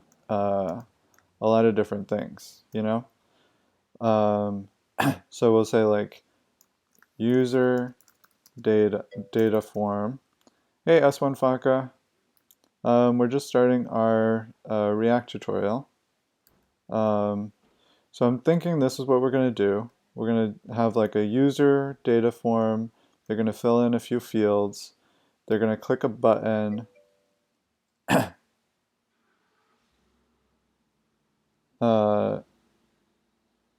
Okay, so you were battling with materialize and modals a bit ago. Didn't want to work the way I wanted to work the way I wanted, so looking at simple tooltips usage now. Okay, yeah, modals are definitely a hard thing to get working correctly. So I'll have like a save button, user data form, they'll fill out some details, and then each of these is going to be like a user. So it'll be like their user data. So we'll say like, oops, got rid of the user by accident. So user 2, then user 3, and then like etc. etc. So we can just say like, etc. Okay. So I think that's a pretty good idea. I think has a pretty wide use case, because like you could use this for anything. This could be like, these are artists and you want to like feature all of these, illustrators. Or you could say like you want to feature a bunch of like, I think the person who mentioned this, was it, oh, he's not here anymore. It was like Code Newbie or something. Um, but they were saying they wanted like YouTube channels to be the thing that was displayed here. So I think that's a pretty good idea. So let's go into this code that I already set up for this purpose because I thought we might be doing a React tutorial today. We're not like super far along, but I can show you where we are so far. The styling is mostly taken care of, which is actually one of the hardest parts. So we'll see, we have this form here. And we also have this index page. So this is like our list of users, and this is like a form that you would fill out in order to create a new user. And then you have these sign up and login buttons. And we want to get this like all working with React. So I think the first thing to do would be to like add some demo data to this page and just get it like working with React. Okay, so the first thing I'm going to do is let's get our bundling working. So we need to go into terminal. We'll go into GitHub and then our project directory. And I think if we just do like parcel and then we want our JS file. Let's delete that for now. I think we just delete that for now. Yeah. Okay. So we'll do like main.js and we'll just do parcel on main.js. And I think that should mean that it's going to build it, and then we can, I think, reference it from our home page. So we're going to go down to the bottom because we want it to load after everything else is loaded, I guess. And we'll do script source equals main.js. And and it's inside the dist folder. So this isn't like the best way to set this up, but it's fine for like a early project. And let's just do console log 1, 2, 3 to make sure this is working. So we got the 1, 2, 3, but then we failed to construct the WebSocket. Okay, so I think is that because, does it want us to be going here? I think it does. Okay, so I think instead of putting parcel on the JS file, I think what it wants is for us to be loading up our index file with it. Although I'm not sure. I'm really not sure. Nope, it still says failed. So this is the HMR runtime. That stands for hot module reload. And so I'm not sure. Oh, maybe it doesn't want us to say dist here. Let's try this. Okay, nice. So now we've got 1, 2, 3. And if we put in 4, we have the hot module reloading working. So that's cool. That's awesome. So now we've got everything we need to get started. I think we can just start installing packages now. So let's go to the React documentation and let's look at how they say to get started. But we don't want like the simple way to get started. We want we could do create React app, which would probably be smart.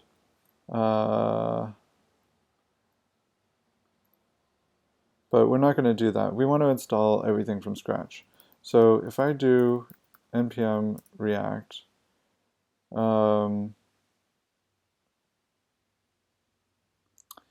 yeah, let's go here. And let's init our repository so that we can install like different packages. So we're going to do npm init -y, and -y is just like a little secret short code that'll just like set up everything for us without asking questions, which is nice. Then we'll go into our package.json, make sure our license is correct. I'd just like to be on MIT because I don't know what the ISC one is. So then we're going to install React. So we're just going to do npm install, and I think we should save it. Yeah, we should definitely save it. So we'll do React with save, and that should install React. And then we're also going to install React DOM. So we'll do react-dom.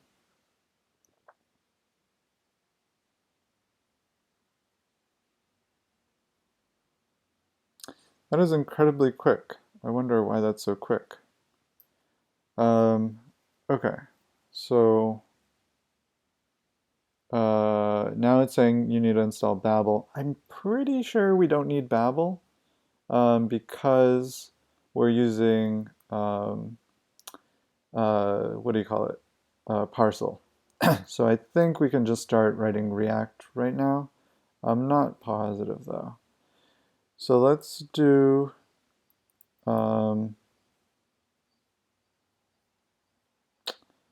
let's just find like a start. I just want like some starting code that we can use. Let's view the full code. Okay, so yeah, this is what we want. React DOM.render. So we're going to put that in our main.js file. This React DOM is responsible for rendering the page, as might be obvious from here. Then we're going to get the root node. So I actually want to copy our index file right now into like a different file so that we don't lose it. But we're kind of going to be starting from scratch a little bit. So we're not going to have any of this navigation. We're not going to have any of the stuff on the home page. And we're just going to have this thing with a ID of root. So this is how you start a React project, I believe. And then we're going to render, and we want to render the game. So, or sorry, we want to render the app. So let's create this class up here, and we're just going to call it app, and then we're going to render something here. And we can just say, like, hello. And we'll say, like, this is container. I don't know. I don't know what that should be exactly. Now, we're not getting the right syntax highlighting here. So let's actually install a package in Sublime that's like React or something. Babel Sublime. Okay. Babel. I just read that like it was deprecated in favor of Babel Sublime. So we're going to open this up again. We're going to say open all with Babel, JavaScript Babel. Boom. Now we've got the proper syntax highlighting. And then we're going to put app in here.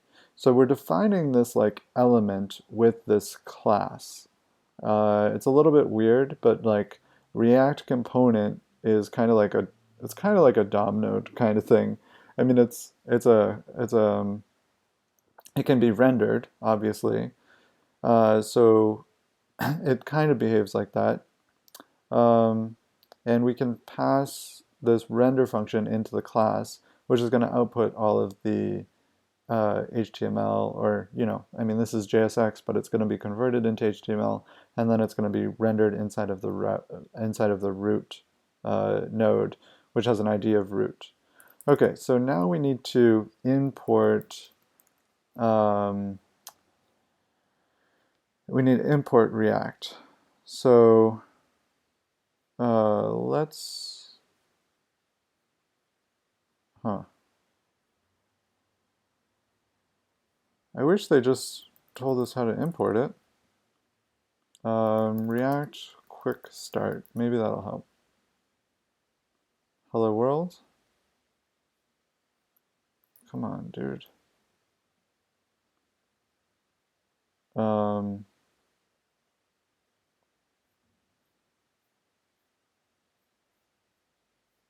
I just want to know how to import it, dude.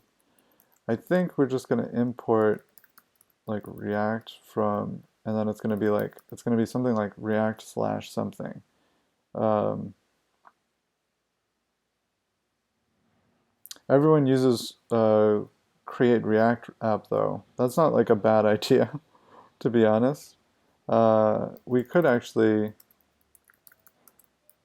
just go there and then we'll see like what they use to import React. So if we go into their like, where's their code? Is it, wait, create React app.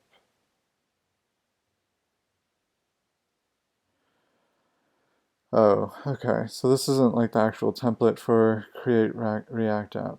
That's so annoying. Example React app.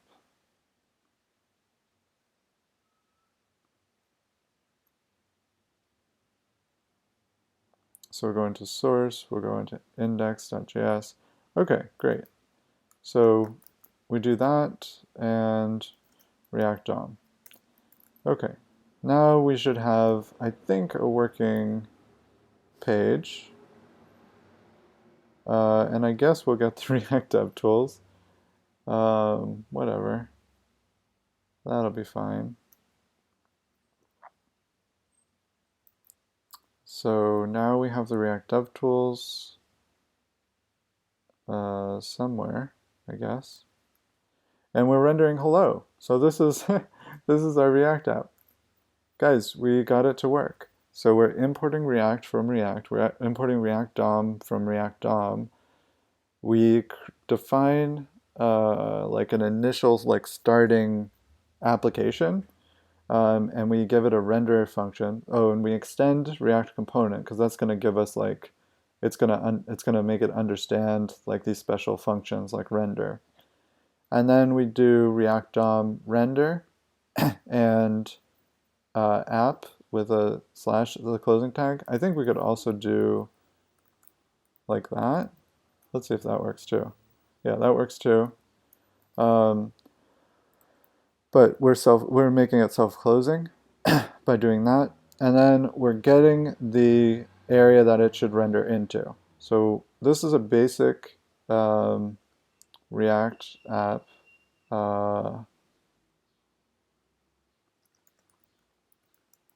Example. So that's pretty cool, right? I mean, it didn't really take that much to get it working. What do you guys think? Are you happy so far? Um, okay, so let's keep going. Let's see.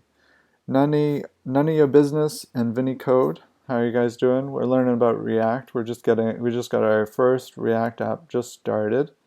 Um, I want to also like convert this into a functional component just because I want to understand how those are different. So I think I can just do this, and then I don't need this. And then I think I just return some JSX from it. I think this is how this works. And then let's comment this out. Is this gonna work? Maybe this won't work. Okay. Oh, that'll work. So we can say hello world. So this is like a functional component, which is just returning some JSX. And because React understands JSX, this is just going to work. And so it's much simpler than than like the full component, but I think it gives us a slightly less power than we had before. Okay, so let's create some like starting data so that we just have like some like example data to work off of. So we'll say like example data.js, and we just want like a list of users with like a username. So let's create like an object with a name, and we'll just say like John, and we'll give them like a little bio too. So I'm from Maryland, and let's create like uh, 10. We'll just create 10 people. So we'll say like David, Mary, Lizzie, Fred, Penny, Rachel, Jeremy, Reed, and Ferris. And this will say I'm from Boston. This will say I'm from Argentina, Canada, someone who's like a bit more specific, Montreal. I think that's how you spell Montreal. uh, uh, Africa, or let's say like the Congo, uh, or I don't know. That's fine. And then we'll say Europe. Um, this is kind of a waste of time, isn't it? It's fine. Alaska and how do you spell Antarctica? Antarctica? Is it like that? Nope. Okay. They're from Antarctica and they're from South America. And we'll put commas after all these. At the start of it, we're gonna put this all in an array. So now we have our list of users that we can use to like render and everything. And we're just gonna like export default this.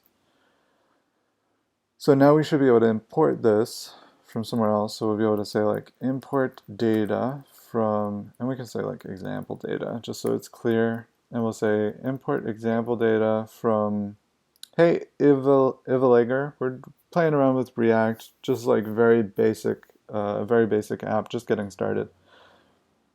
So we'll do example data from example dash data, and let's see if we actually get that example data in here. So we'll just save that. Boom, we've got our example data, our list of users with where they're from. Okay. So now we want to render this list. So how do we do that? We want to loop through something inside of our app component. And I think we're going to keep it a functional component until we need to make it like a full-blown class component. So let's go in here, and I think we can put a parentheses around this. Yeah. Okay, so we'll put a parentheses around this. We'll have the container, and then we're going to put in here, I think it's, what is it? It's a curly braces. Curly braces starts JavaScript code.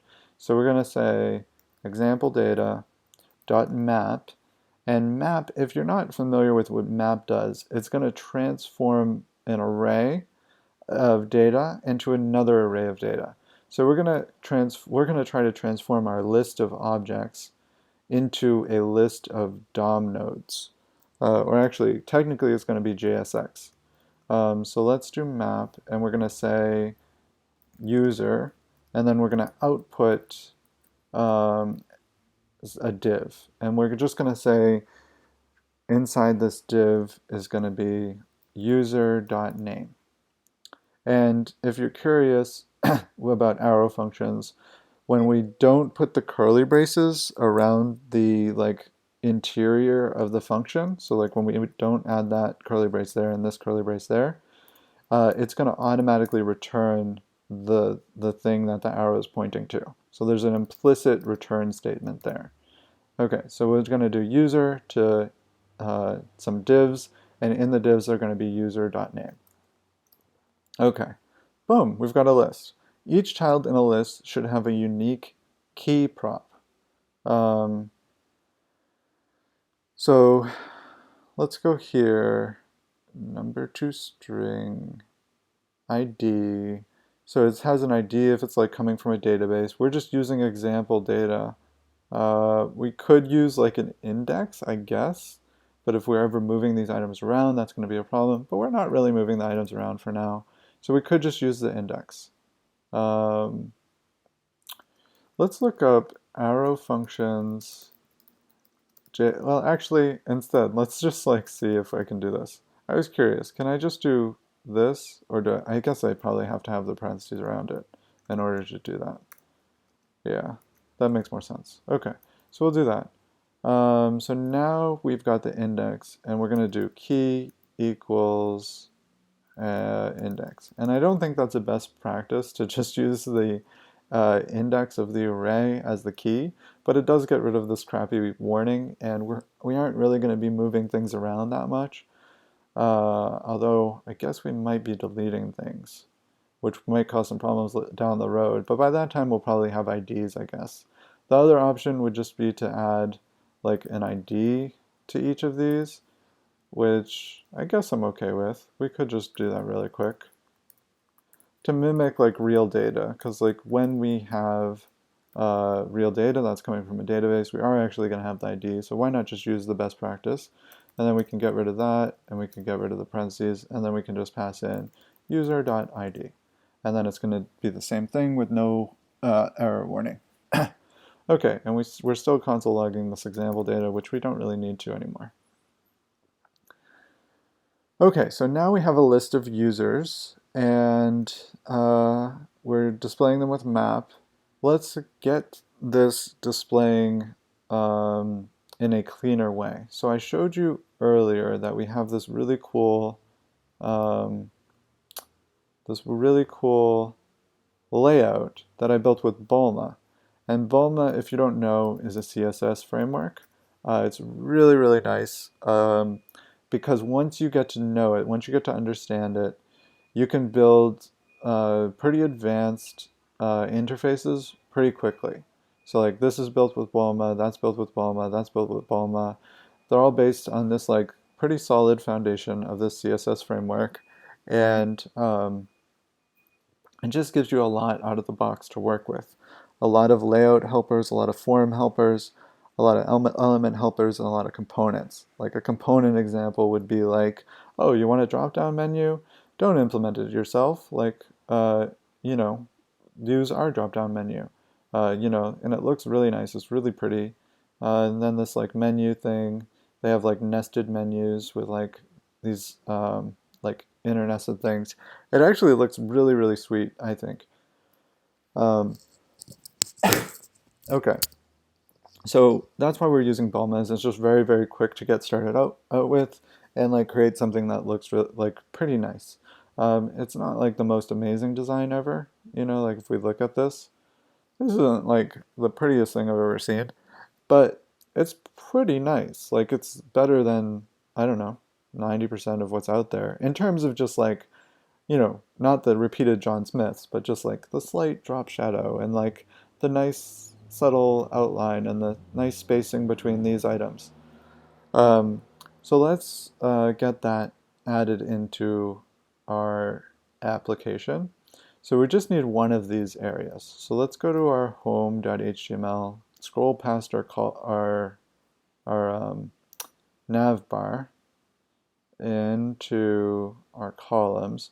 So this is the area we want, this card. And I literally just copied and pasted this from the Bulma documentation, and then I removed some of the styles because we didn't need them. There were like some things down here inside the card content, and we didn't really need that, so I removed that. So we're going to render that in here, And we can do that with a new component. We're going to call this like user card. And so we're just going to create a function, very, very simple. And then we're going to return, and we're going to return whatever JSX we want to render in here. So in this example, we just want this card, and I don't know why it's trying to, hey Action and Kamikaze Junkie and Jojo Elite. So I don't know how to dismiss those. I can't actually change my spacing until that goes away. Okay, well, whatever. So yeah, I want to be spacing with without tabs, with just spaces.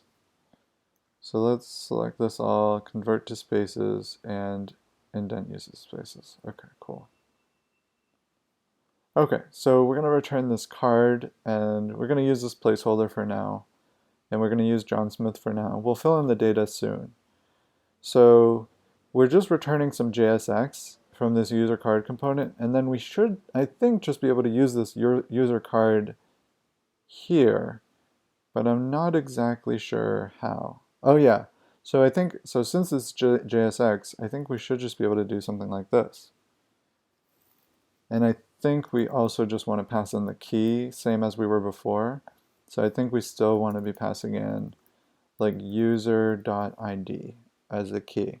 Now, I'm not sure if we have to set that on here. I think we don't. I think this is all that's necessary, is to set it on the parent component. And then we're going to auto close that.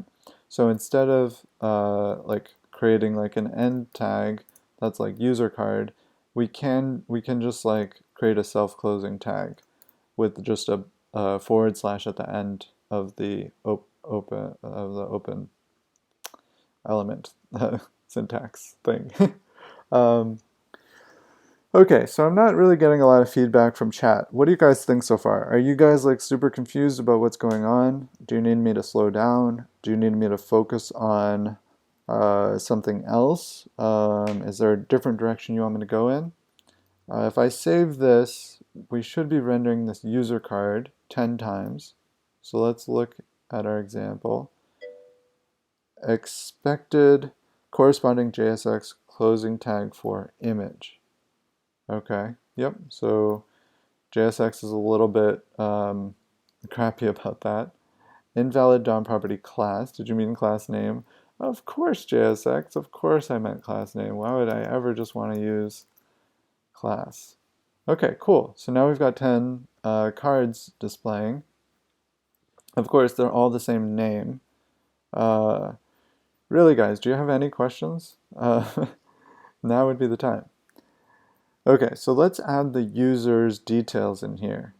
So let's pass in some props. So I think we can pass in the user by just saying like user equals user, like that. And so I think this is going to pass in the user object that we're mapping over, and it's going to pass it in as a prop called user. Hey, Commander Root. Hey, ice cream codes. You think it's a great example? Great. I'm glad I'm heading in the right direction. Even like just feedback like that like is just very useful, because then I know I'm not just like losing everyone. Okay, cool. So now we're going to get props up here, and that's going to be based on what we pass in as properties down here. So I wonder if we can get the key in here. I bet we can if we just do props.key. We could also probably destructure this if we wanted to, so we could do maybe like key and user, but I've never really seen that in practice. I usually see, at least in the tutorials that I've watched, I see props used here. So I guess we'll just use props for now. And then we'll create a little like JavaScript code snippet in here, and we'll do props.user.name. And let's see if we get the name showing up. So we've got John, David, Mary, Lizzie, Fred. Awesome, Penny, we got it. So now let's make this look a little bit better. So you'll notice in our home area, we have a couple things going on. So we've got the body, then we've got the container. Container is a thing that's defined by Bulma. So we don't really need to worry about that. It's just going to make it so that there's a little space on the left and a little space on the right. And as we resize it, that space is going to go away so that things can take up the full width. Then we have this little section thing inside of here. So section just adds a little bit more padding, I think. I don't really know exactly why I feel like it should be added, but we're going to just add it. So I have this section, and that's going to wrap everything. If we just save that and then look, we're just going to see like there's a little bit more space here.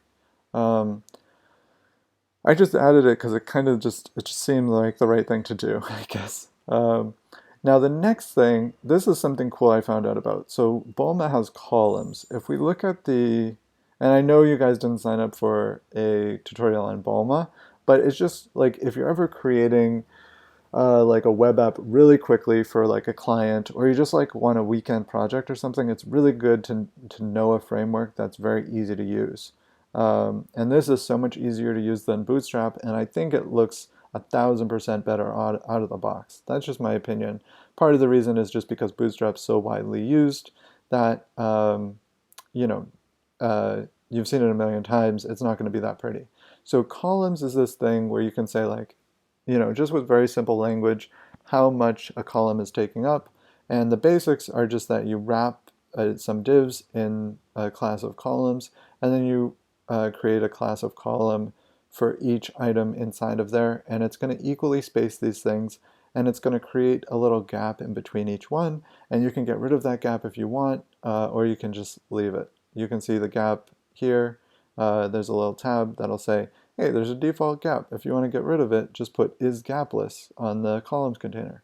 But we do want the gap, and let's see what else we want. We want is multiline. So this was the coolest thing that I figured out about Bulma, is that we can say is multiline. So with Bootstrap, at least in the early days, I haven't used it lately, you could just have one row per column. Or sorry, one row per like you'd have to have like a row, and then you'd put like items inside that row, and then you'd have a new row, and then you put items inside of that. But with this, what you can do is like create a column, and then another column, and another column, and another column, and then when you want it to wrap, all you do is you put is multiline on this columns container, and then it's going to just wrap automatically for you. So let me show you what that looks like. So we're going to put inside the section, we're going to say columns is multiline, and then there's actually just one more level to this that we need to put, which is column is 1/4. So is 1/4 means that we want this column to take up 1/4 of the horizontal space. So we're going to put that inside of here, and that's going to wrap our user card. So now we're going to have each user card taking up 1/4 of the width of the area, and we're also going to put columns as multiline. Now, before I show you what the is multiline does, I'm going to just delete this really quick and just show you what I was running into before. Well, this is not what I was running into before. Let's put back the is multiline. Nope, it's still bugged. So what's happening? So let's look at our code and try to debug why are these all vertically displayed. I thought they would be all next to each other. And the issue, so we have section, then we have columns. Columns is wrapping all of these at once. And then we have column is 1/4. Here's the issue.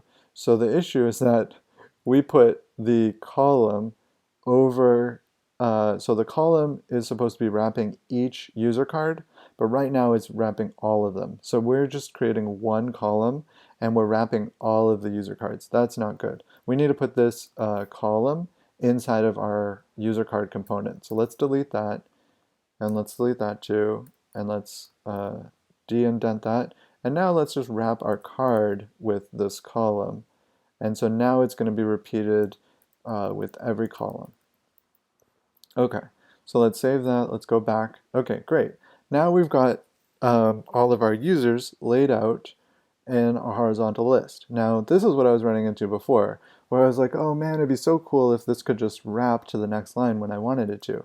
And this is what the is multiline is all about. We just attach this little modifier to the columns container, and then all of a sudden we've got wrapping done. So now we're really off to the races already. We have this nice looking homepage that has all these different users based on our example data, and each of them has their own user card, and we're displaying them in a list that's wrapping. And we're doing this all with very easy, simple to use CSS, right? We have this container, we have this section that we don't even really need, and then we have columns as multi-line, and then we have the column. And then we literally have this HTML that I copied directly from the Bulma documentation for a card. And you can see I even left in this reference to their sample image, which I should probably replace with something else soon. Now, the other thing we have in our example data is this bio. So we could actually display this in this area right here, which is now the same for every user. But if we wanted that to be different for every user, let's delete this filler content. And in here, let's just wrap this with like the JavaScript tags, the curly braces, and let's do props.user.bio. And now we should be able to get the bio. I'm from Maryland, I'm from Boston, I'm from Argentina, from Canada, Alaska, great. Now, the other thing we might want to do is get a different image for every user. Now, for our sample data, I'm not exactly sure how we want to do that.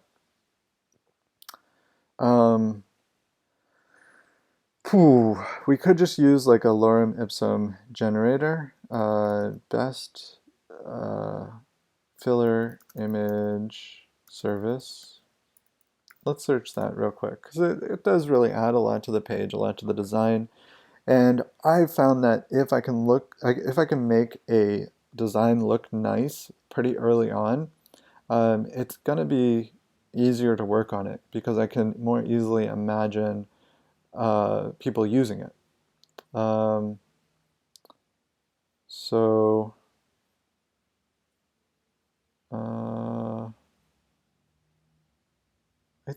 oh, play spared it. That's funny. I don't know. I feel like there are better ones. Maybe this one. Don't allow. No. Let's try this one. This is the last one I'm going to try. Okay, Lauren, pick some image placeholder, place kitten. I mean, place kitten's pretty adorable, but the problem I run into with it is that it displays the same image every time. How about like user avatar placeholder?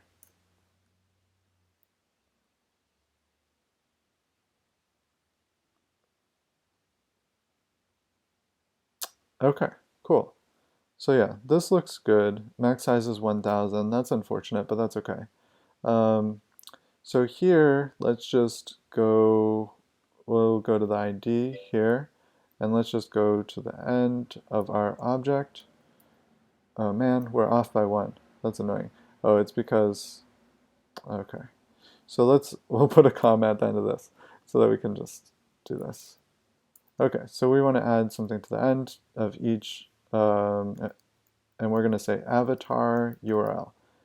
And we're going to say colon, and then this image service. And we don't want to like really overwhelm their servers, but I guess it doesn't really matter. We'll do 600. And I think that should give us a different image for each one. And now if we want to fill in that image, we'll just put it in this source. And I think we can just do props.user.avatar URL. And I'm not sure this is going to work, because right here, we're not wrapping this in curly braces. I think this might not work, but I thought I saw this somewhere. Okay, yep. So I guess we do need to put it in there. Okay, that's fine though. Oh, and we're getting the same image for every single one. That's a little bit annoying because it doesn't, huh.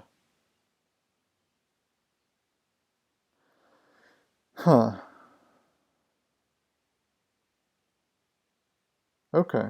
So let's say, yeah, it looks like they support this. So let's do this, and we're gonna just say like user, or sorry, question mark user. So we're gonna just pass in this query parameter that's just like a unique value. And then if we do that, nice, we got different images for each one. So this is now my favorite user avatar generator, pravatar.cc. Hopefully they're not stealing my data or anything like that. Okay. Or not like stealing my data, but just like browser fingerprinting me and doing like analytics. But I don't know. Every business got to make a business. So let's see how believable this is. This person's from Maryland. That's pretty believable. Look, it's cold. It's Boston. Totally. Argentina. Possible. Canada. Yeah. Montreal. Cool kid from Montreal. Totally. Congo. Okay. Europe. And yeah, like, totally. Cool. This is awesome. Totally worked out. Okay, so did I use a different ID for this one? I did. Okay, so now we've got all the different users using the example users, and we've got the user card, we've got the app. We're mapping over each example data item in order to display them. I think the next thing we really want to do is be able to add users so that we can add our own data. That would be pretty sweet, right? So let's see how we can do that. I think this is the last part of this tutorial. We're going to add a form so that we can add a new user. But then how are we going to persist that data? We're going to have to use like Firebase or some kind of data store. We could just use local storage. I think that's what we're going to use for now. We're just going to use local storage, so it's not going to be persisted to anywhere permanent. If you clear your browser history, it's going to go away. But I think in the next tutorial, we can add a permanent data storage solution like Firebase. Okay, so let's create our form. And we're also going to need to do something here. We're going to be like, if we're editing, display the form. If not, display the users page. Now, normally you would do this with a router. I'm a little tempted to add a router here because it is really the standard way of doing it, and the URL would change, which is definitely what you want. But I have tried to add a router before in the past, and it has gotten a little complicated. I'm a little worried that that will get complicated. But you know what? I'm going to add a router. And here's the deal. We're going to add a router. We're going to render the form. And at this point, we're going to decide, do we persist the data to local storage? And we can make that decision based on how hard these first two items are to do. But we'll at least get to rendering the form. Persist the data, and then we'll say like read the data from local storage. So I think if we get to like this before it's like 2 p.m. or maybe like around 2 p.m., then we'll do the other ones too. Okay, so let's add React Router. I actually had like a pretty good experience with this. They like changed React Router a lot recently, or not recently, but like 2 years ago or something. And a lot of people were upset about it because they like migrate. There was like this huge migration thing. But I actually like the new way of doing it a lot better than what they had. So we're going to npm install this, and we're going to do save. So we'll paste that in there. So we should get React Router now. And then we will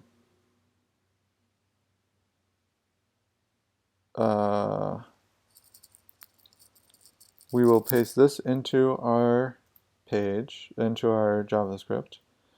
So now we'll have React Router. And let's see if that caused any errors. Invalid non-property class. Did you mean class name? Of course I did. class name, class, okay, oops, okay. Okay, cool. Okay, so now let's see how to use React Router. So we've got link to, route path. So I think this is like the simplest example. And we're just going to give each path a component. So let's, and we have to wrap this in router. Oh, and we have to wrap the whole thing. Okay. So let's take this from them. So we've got app router, and we've got the router, and we've got the path. And let's delete this. All we want to get working is the index and the users. So we'll delete this thing. And now we're going to pass this as our main component, because this is going to reference our app component, right? Because at index, we want to render app, and then at users, we want to render users. So we actually need, oh wait, no, sorry. Sorry,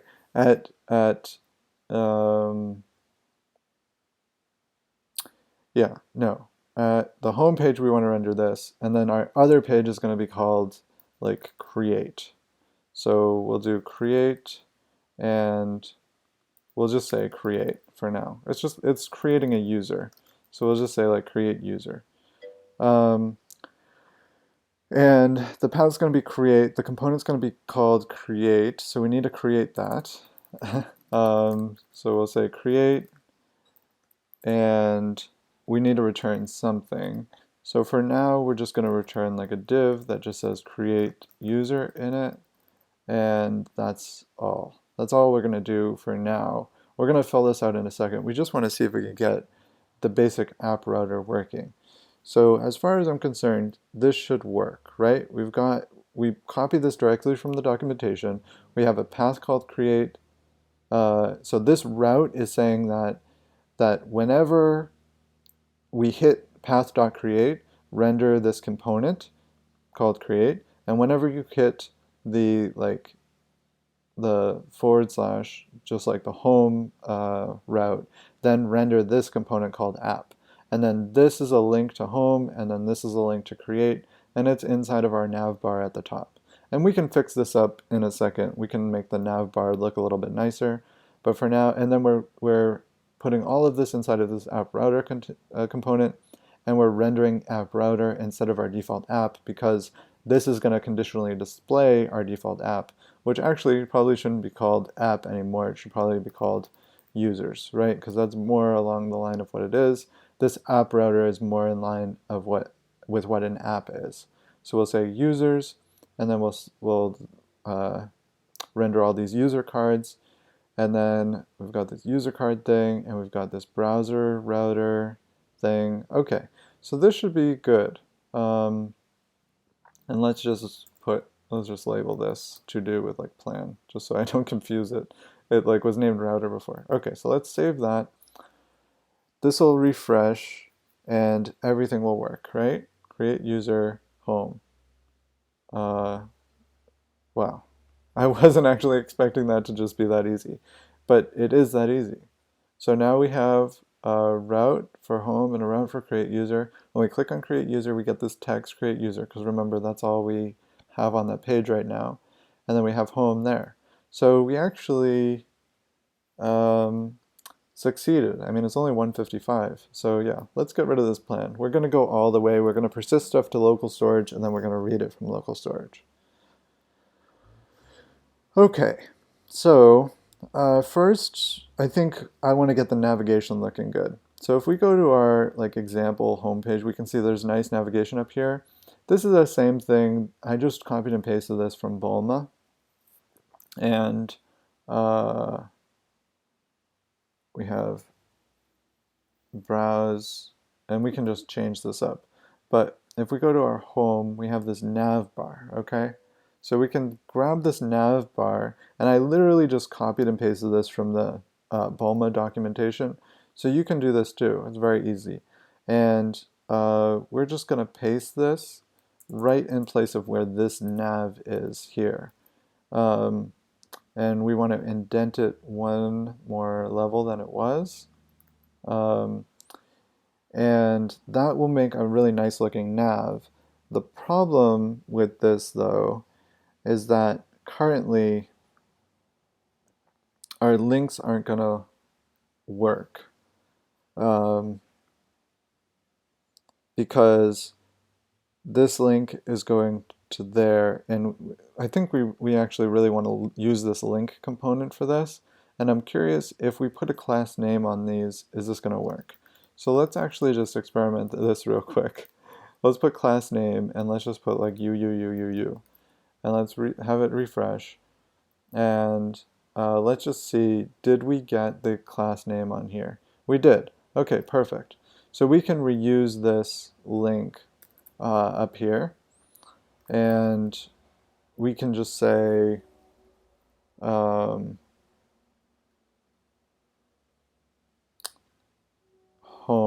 We'll just put this up there as home, and we want it to just have a class of navbar item. So we're replacing the logo here, which isn't great. It's gonna make it look a little bit worse than it did, but that's okay. And then this thing is like for mobile, which is fine. We're just gonna get rid of that for now. Not ideal, but it's okay. And we're gonna paste that in there. We're gonna get rid of this navbar brand container. We're going to get rid of this ID because it's just from the documentation. I think this should work. So I think if I just do home and then I do create user here, create user, and then I just link that to create. I don't think I need this navbar start area, but I'm going to just cut this just in case I need it. And then this is our navbar end.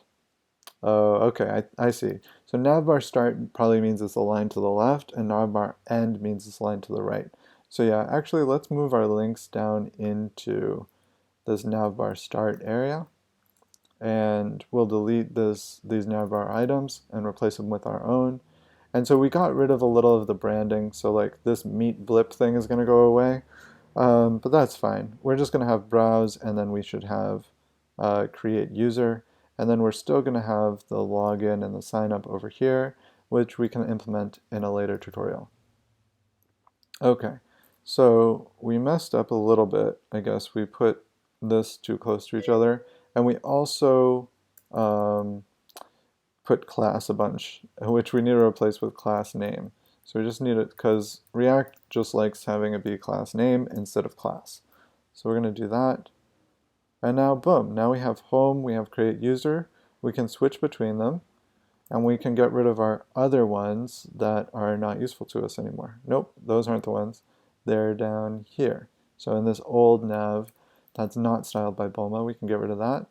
And now we have home and create user. I think there's one thing that would help. That would show which one's selected, but we're not going to worry about that right now.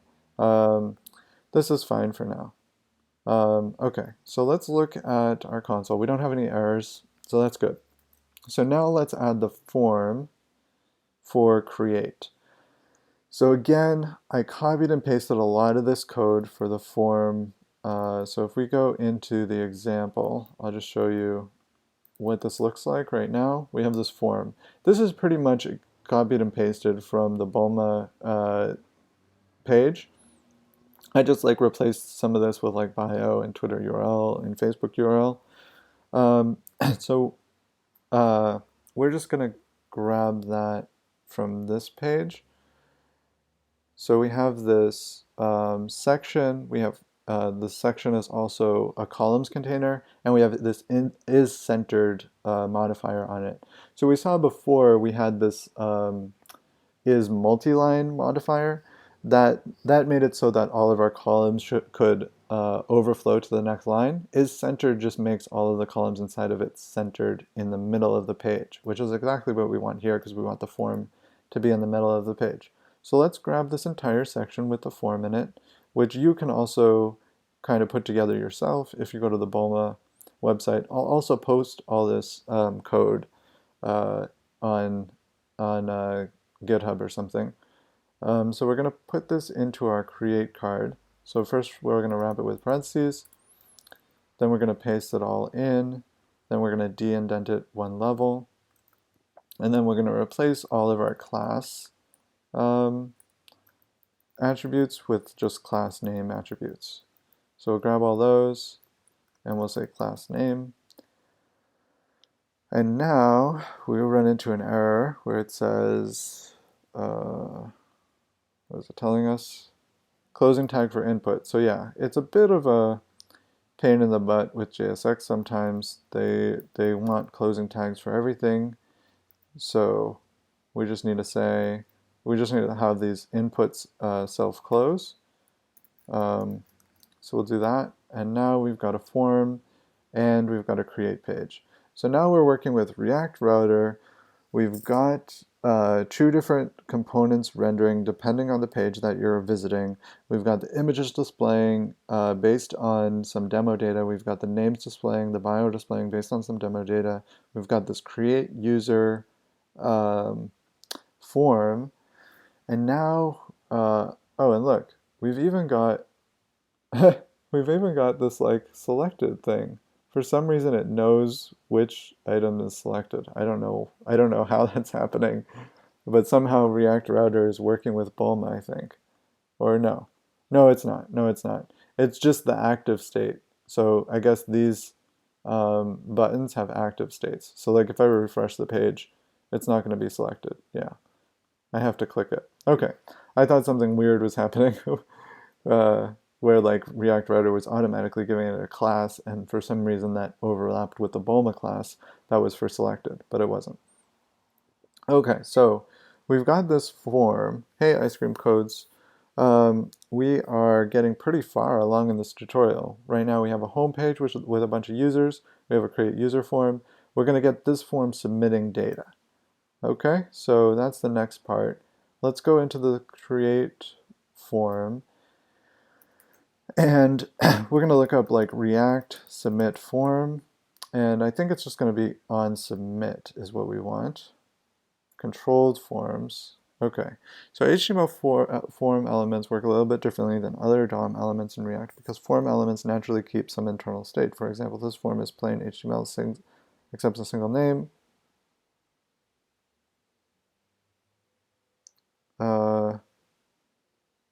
Mutable state is typically kept in the state property of components and only updated with set state.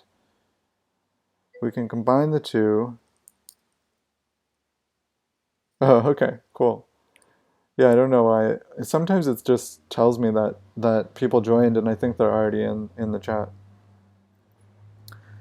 Okay, so it looks like what it's saying is that we want to keep track of each of these inputs with some kind of state that's going to be on the like component, and then on handle submit we're going to just grab the state values. So I think that's kind of right. Now I'm not sure exactly how we can have handle submit. Can we have like let's see, functional components, React methods. I think there's a way to have a method inside of a functional component. And I like functional components. I'd like to keep using them as much as possible. So let's just see if we can get a method inside of a functional component. If not, we'll convert it into a class, and that's fine. So we've got greeting and set greeting. That's not exactly what we want. I know we can use this this use state hook, but I want to do it individually for each item. So we're going to use the use state hook. but I want to also be able to submit the form, I guess. So yeah, I guess we can just put it inside within the component. So if you have used class methods in React class components before, this way of defining functions inside of a React function component is their equivalent. You could call it the React function component methods equivalent to class components. So yeah, it looks like he's just he's just defining a function inside of this function and then saying, hey, when this changes, do this. Okay, so let's import useState from React. So we'll copy that in there. And what was the thing I just changed? All right, close those. Okay, so that looks fine. So we're going to say form the noob life. We built this up from scratch, actually, from the beginning of the episode. We started with a very simple React file. We used parcel.js to compile everything. We learned how to get the project set up with just regular functional components. Then we added React Router. And so now we have this. So we have the create user field, and we have the home page with a bunch of users. And I think this is based on a request that you made, the Noob Life. You said you wanted to have a page with YouTube channels, and then you wanted to be able to submit their data and then display the user on the homepage, like display the channel on the homepage. So I kind of am doing this tutorial kind of based on a project that you wanted to do. I mean, it's a pretty like simple example of a React project. Um, but yeah, we built it up pretty much from scratch, and now we're trying to get the data saving into local storage. So we're not using Firebase quite yet. We'll use that next time for the next tutorial. But we just want to get it submitting into local storage. And we're using a CSS framework called Bulma, which is making all of this a lot easier. Like it gives us these components out of the box very easily, gives us these form components out of the box very easily. Okay, so we want to add, I think, a handle submit. So we're going to do handle submit here, and then let's look at this example. We're going to do const change. So I think we can do handle submit here, and then we'll have event and event. And what are they doing? They're just event preventing default. So we can do, hey Solvin, oh thank you so much. I really appreciate that a lot. Lynn is going to love all of your ideas. I'm really happy that you were able to put that together. Thank you so much. So we're going to do event prevent defaults, and I guess let's also just do like a console log and say like the form was submitted. So form submitted. Okay, so then we're going to do handle submit here, and we're going to do on submit. Wait. On submit equals, and then this. And I think we can just do that. I think it's just handle submit. So let's try that. Let's save that. Let's reload. Let's expect that we're going to get errors, but we didn't. And then let's submit this form. Form submitted. That's awesome. Okay, so this is pretty easy. React is pretty easy. Why am I building my own framework? This is pretty sweet. No, I love my own framework. I will never give it up. I think it's the bomb. But yeah, this is pretty sweet. I like this a lot. It's very easy to work with so far. The thing I don't like about React, if I'm being honest, is that it extracts so much of the DOM away from you. And I love working with the DOM. I just like love going up like to an element and then checking its data and then going up to like a few levels and like setting some data there. It just feels more natural to me than React, but so far I gotta say this is pretty sweet. Okay, so we're just going to prevent default for the handle submit, and then we just want to set some data. So we want to attach some state to this. So how do we handle state? So we want to use this use state thing. So this is like a new thing in React, which allows you to, inside of a functional component, if you call use state, it's going to give you back two functions, I think. Well, I know this is a function, and I'm not sure what this is. I'm really not sure what this is. So let's look at use state in React, and let's just see very, very quickly what this is. So count. So so it's just going to be a property or like a variable, I guess. But it's like a state variable. Okay, so we're gonna start it with an empty string, and we're going to do this so we're gonna have one for the bio, one for the Twitter URL, one for the Facebook URL, one for the YouTube URL, and there's one more field I actually want to use. And actually, let's get rid of all of these. Let's just use YouTube URL because that's like a good enough example. And let's add a field at the top that just says like their name. So we'll just say like your name. And then we have this input, and we're going to have the placeholder be like John Doe. Or we could just put John, whatever. Okay, so we've got input. So now we want to attach this to that. So we're going to say name and set name, and the state is gonna I'm on a laptop. I'm on a MacBook Pro.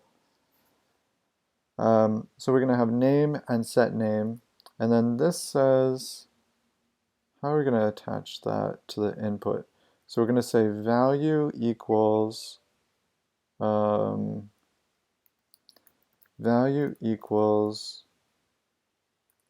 then curly braces, and we're going to have name, and then we're going to have on change, on change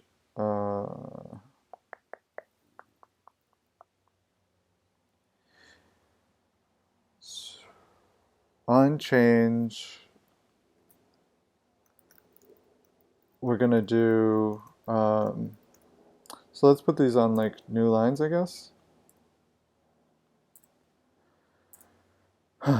Okay, so we'll do that. On change, we're going to have set name, but we're going to get the event here. So we're going to say event and then set name, and we're going to call event.target.value. Is that a good resource? Robin, I don't know how you say his last name. Robin Weirach.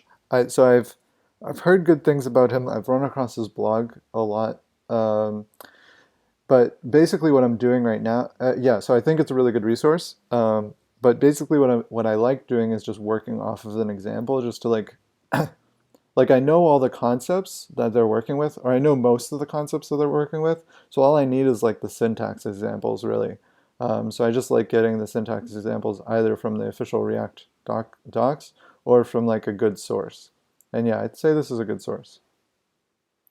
Okay, so then we're going to set name equal to the event's target value. So this is like a native onChange event, and it's just going to give us the event back. So we need to actually get the target from that event, and the target in the case of an input onChange event is just the current element. So we're just going to be getting the current element with event target, and then we get the value from that, and that's how we're going to set the name.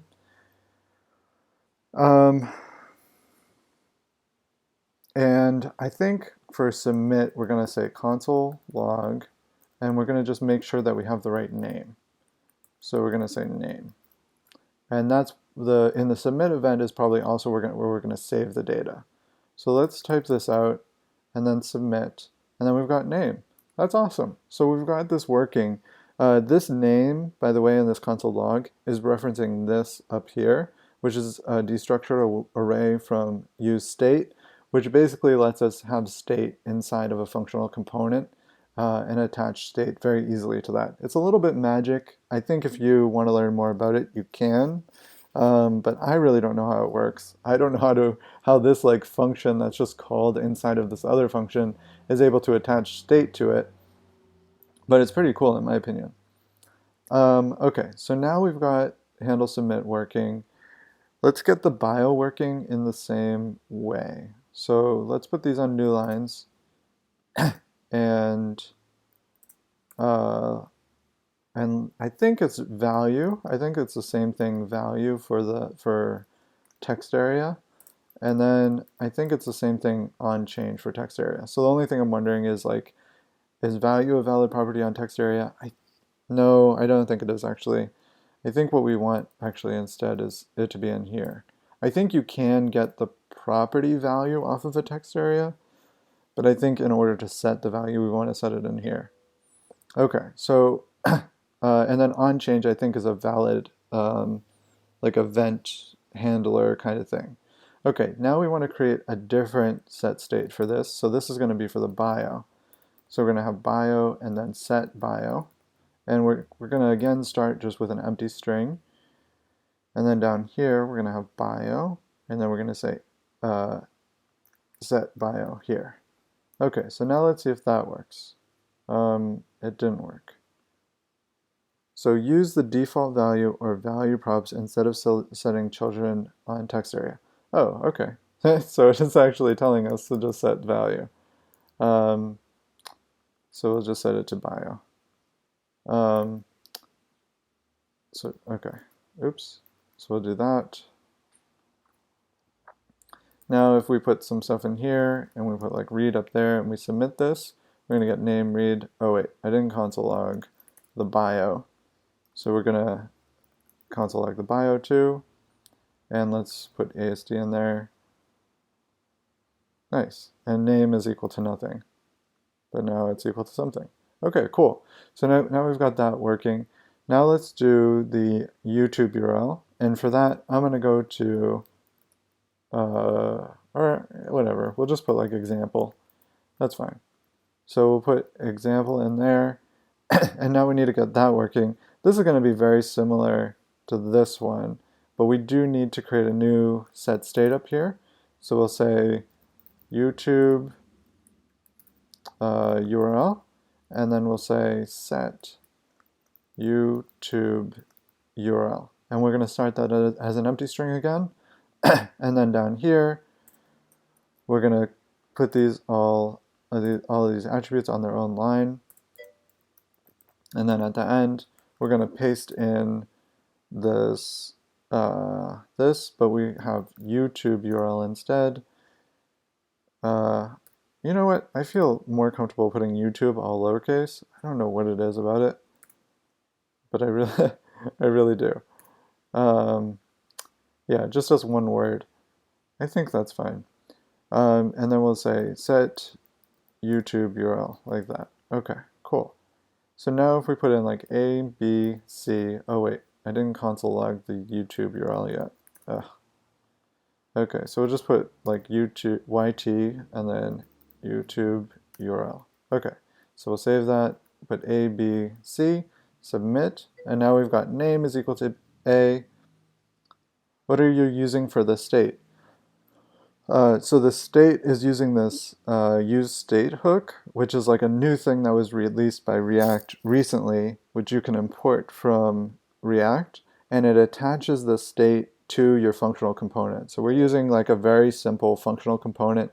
It's just a function that returns JSX, and then inside of that we can just we can just call use state, and we give it the starting value here, which is just an empty string for all of these, and then it's going to give us back an array. And the first item in the array is going to be the state item, like the variable that is equal to the state, and then the second is going to be a way of changing that state.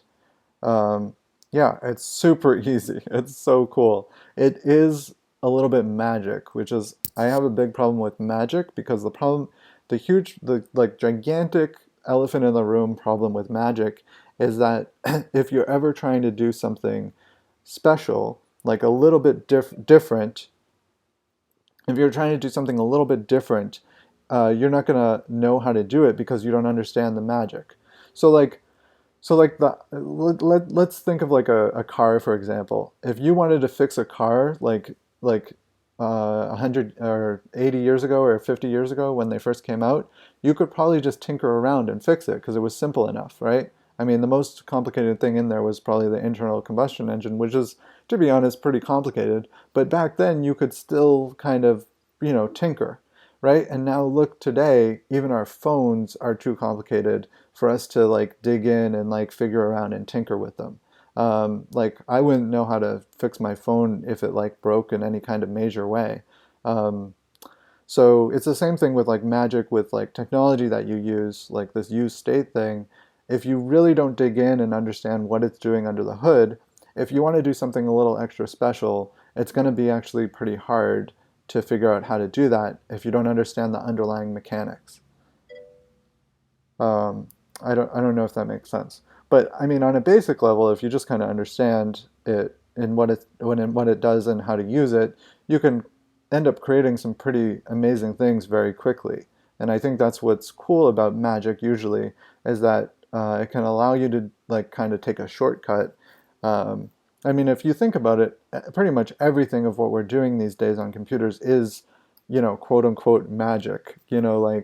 Um, displaying something on a web page, like I don't know how this element is rendered under the hood. Um, and yeah, that kind of means that I have a little bit less power, but also I like the idea that I can just create an input element and then all of a sudden it shows up on the page. So, I mean, it's based on like what degree of magic that you're comfortable with. Um, okay, so now we're getting the form submitting with all of the name, the bio, and the YouTube URL, and we want to set that data on local storage. So if you don't know, local storage is just like a giant object in your browser that you can modify, and then you can read from it even after the page reloads. So it's like magic. um, so we're going to say local storage name is equal to name, and then we're going to say local storage bio is equal to bio. And then we're going to say, oh, actually, no, this is not what we want to do. We want to create a new item, actually. So we're going to say if local storage users, if it doesn't exist, then we're going to create local storage.users, and we're going to set it equal to an empty array. And so we're just kind of creating like a makeshift database for ourselves to kind of store these users in so that we can render them later.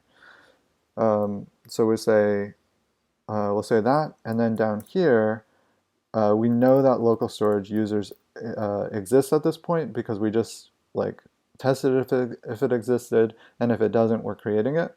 So then we're going to say local storage users push, and this is a very simple database. We're just going to push in the name, the bio, and the YouTube URL. Okay, so now if we delete these console logs and we refresh the page and we put in A, B, C, and submit,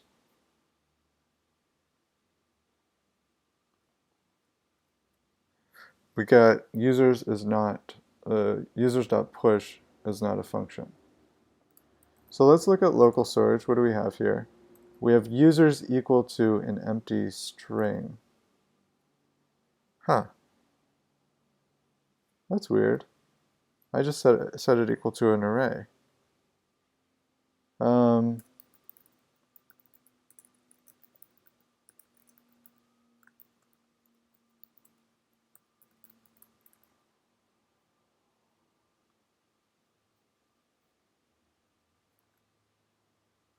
Oh. Oh, it must have gotten, yeah. Yeah. I think you're right. So, um, I think we'll say this. If there's no local storage users, or uh, array, or it's not an array. So we'll just like check to see if it's an array. So if it's not an array, we need it to be an array. So we'll do that. What? Or it's not an array. If there's no local storage users, what did you say? Kill the key on your object, then run again. On local storage, uh,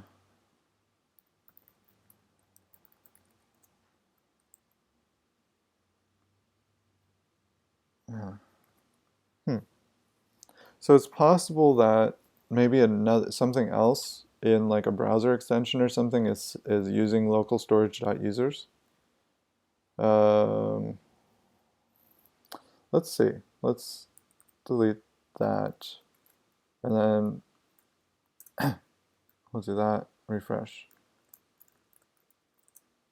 No, it's undefined. Okay, so I'm very confused, actually. Right? Because I mean, it's just undefined. Okay. So local storage. Am I doing this wrong? And how come this isn't being called? We're not getting console log, right? Oh, but this is only on submit. This is only happening on submit. My bad. Um, yeah. Uh, did you have to do a set item? I don't believe you have to do a set item. It's just being. Oh, okay. This is my bad. Okay. We learned something about local storage. So the items on local storage always have to be a string. They can't be another data type, I believe. So let's test that out. Yeah. So it can't, I think so local storage like object. Yeah. Okay.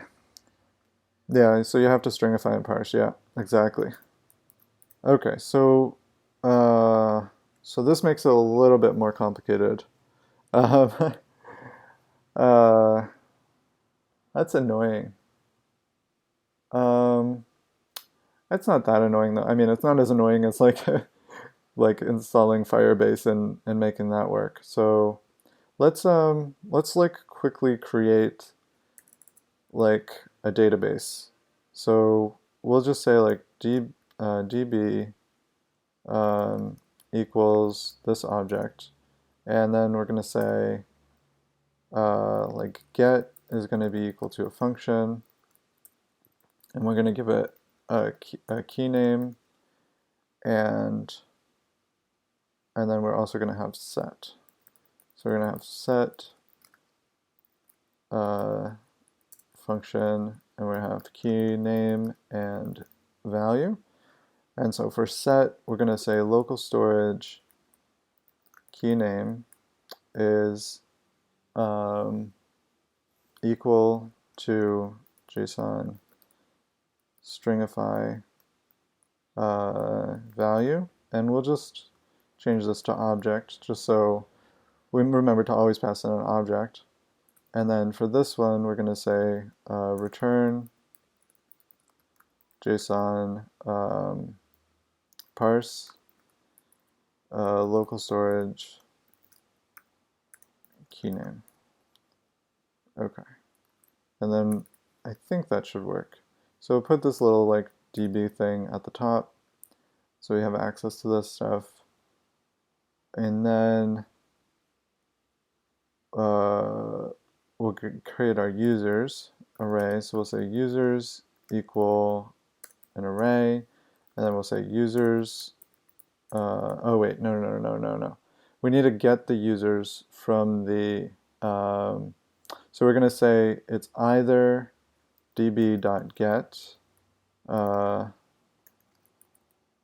users if it's been created, or it's an empty array. And then we're going to say push, and then we can push our object into it. So we can say name, let's put this all in one line.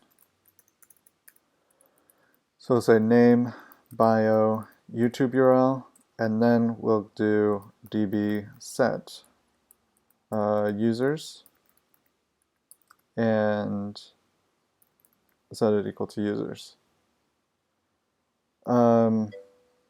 That might work. Now the problem is, how do we set it up at the beginning for the, well, yeah, we're just going to use this for adding. Okay, so let's do that, and then let's do A, B, C, submit. Okay, so my database isn't working. Let's see users. It's set to nothing. Okay, so let's test out our database. db.set users 1, 2, 3 and local storage. So that worked. db get users 1, 2, 3. And this was saying unexpected and because it's not there yet. So for the get, so we can do like try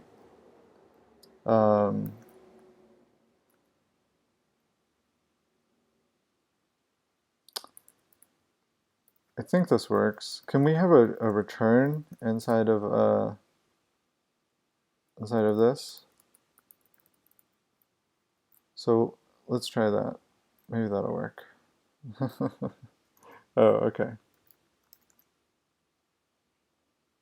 So I'll have A, B, C, submit, get users. Okay, local storage. Cool. And let's just like get rid of all of our local storage.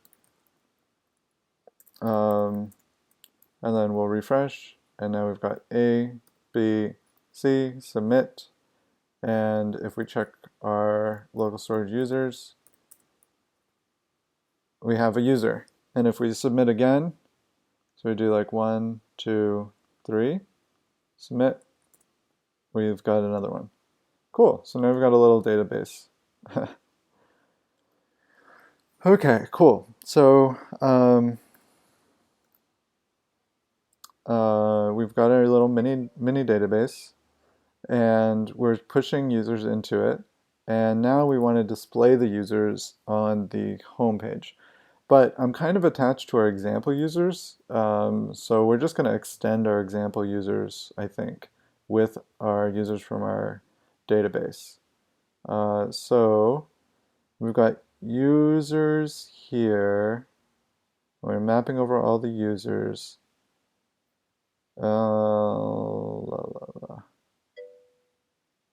Well, this isn't a live database anyways, so we can just load them up at the beginning of the page. Let's actually just return an empty array, because that's gonna like run the error, because that's more of along the lines of what we're expecting, and this is more accurate. It's a database for an array pretty much. Okay, so we're gonna just extend our example data with what we get from our DB. So we're going to say get users. And maybe this works. Nope. Wait. Concat returns a new array. Is that true? I thought it just added to the existing array. Merge to array. This is not change. Oh, it returns a new array. Okay. So we're going to say example data equals example data concat. Okay. Example data is read only. Sure. Okay, so example data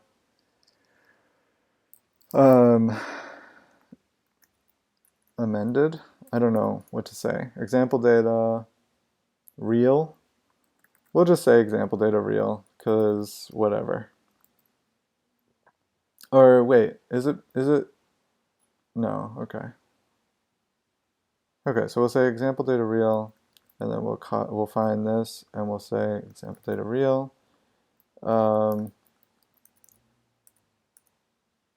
Cool. So now we'll save that. Each child in a list should have a unique key prop, and ours does not, because the data that we're adding from the form doesn't have the data. So let's put this DB on the window, and then let's give it a remove all function. And let's say local storage. I know this has, is it clear? Yep, I think it's clear. So we'll just do local storage dot clear, which I guess I could just call too, but I kind of like having this little DB object. Okay, so now it's not going to complain to me.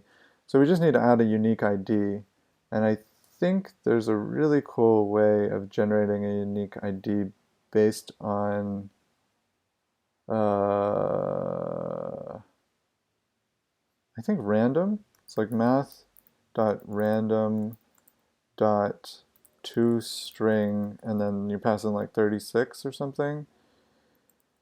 And so that's close, but I think we want to cut out the first couple things. So let's look up 36. Substring 05. This one. So this is another one of those Stack Overflow answers where the first one is like decent, but then the second one got more votes. So yeah, we'll just use that. So this is our little like random ID generator. So we pretty much like get a non-overlapping ID. You definitely don't want to use this in production. There's much better packages for this, but for like a front end thing where we're just kind of playing around, it's fine. And even for like an app that, you know, like you're just showing friends, it's fine for that too. So we're just going to generate this ID inside of the form when we submit. So we're going to add an ID here, and we're going to set it equal to this. So now it shouldn't complain to us when we add a new user. So we're going to say like Kate, and then we're going to say, hi, I'm from Paraguay. Paraguay? Is that how you spell that? I'm from Paraguay, exclamation point, and YouTube URL is going to be youtube.com. Can't forget the HTTPS, right? Slash, and her YouTube channel is going to be Paraguay Kate. And we will submit that. And it's not going to do anything because we didn't make it do anything. But if we go to the home page, oh man, we should have Kate here. Okay, we did. Okay, but here's the issue. It's the issue is, first of all, we didn't generate a placeholder image for her, and second of all, the data is not being gotten again. when we navigate the route, because the route doesn't require a refresh of the page, and we're only getting our data when the page first loads.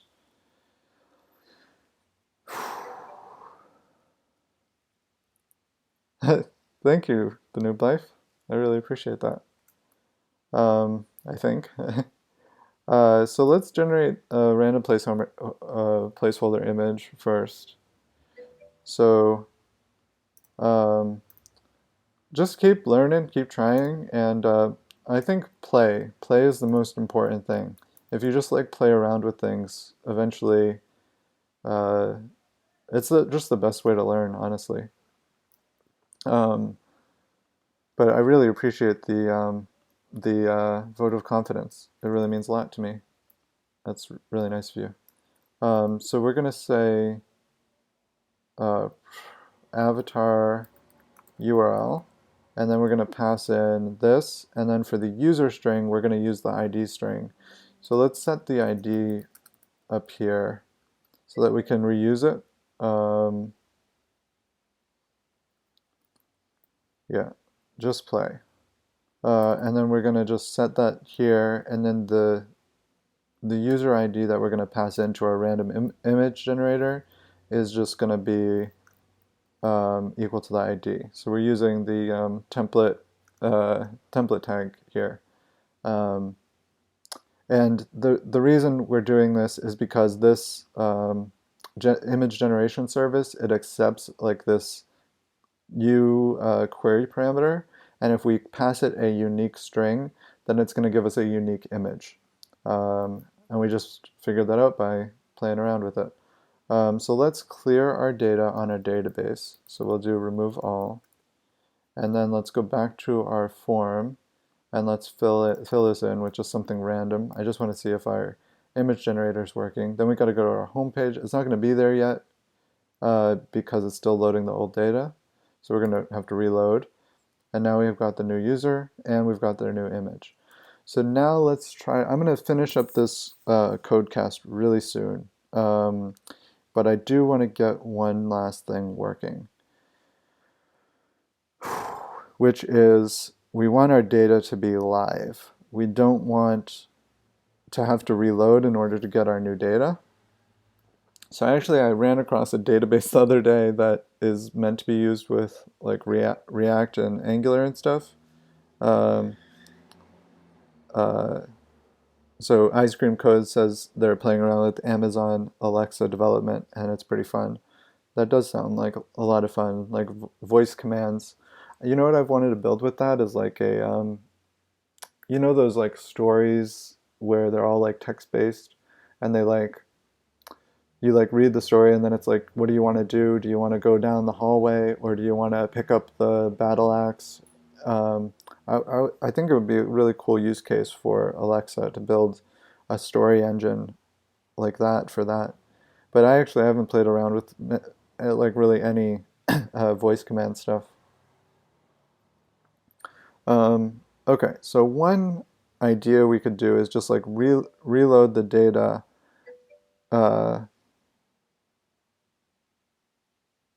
if you had a great idea, you could make some big bucks. Yeah, definitely. I think that ideas are one thing, but because you can make anything you think of. Oh, that's so sweet. That's really sweet, actually. But yeah, I mean, there's a huge problem with like having a lot of, you know, power, quote unquote, like to create stuff, is that it actually takes a long time to create something. And there's so many different options. I end up like creating one thing and then uh, I'll get stuck because I get to the hard part. And then I'll end up switching to something else because I know kind of the basics of it, so I can do it pretty easily. Um, but yeah, I mean, like, for example, marketing and sales and like copywriting and like, you know, just like cold calling people and telling them, hey, I have this product, you know, I want you to use it. um, and like forming a story around the product, that's something that I have a lot less experience with. So it's kind of where I run into a little bit of a roadblock with my projects, is I'll end up creating this like really technically impressive project. At least in my mind, I think it's really cool. And then as far as like spreading the word to other people goes, I'll kind of get stuck and then I'll just end up switching to a new project.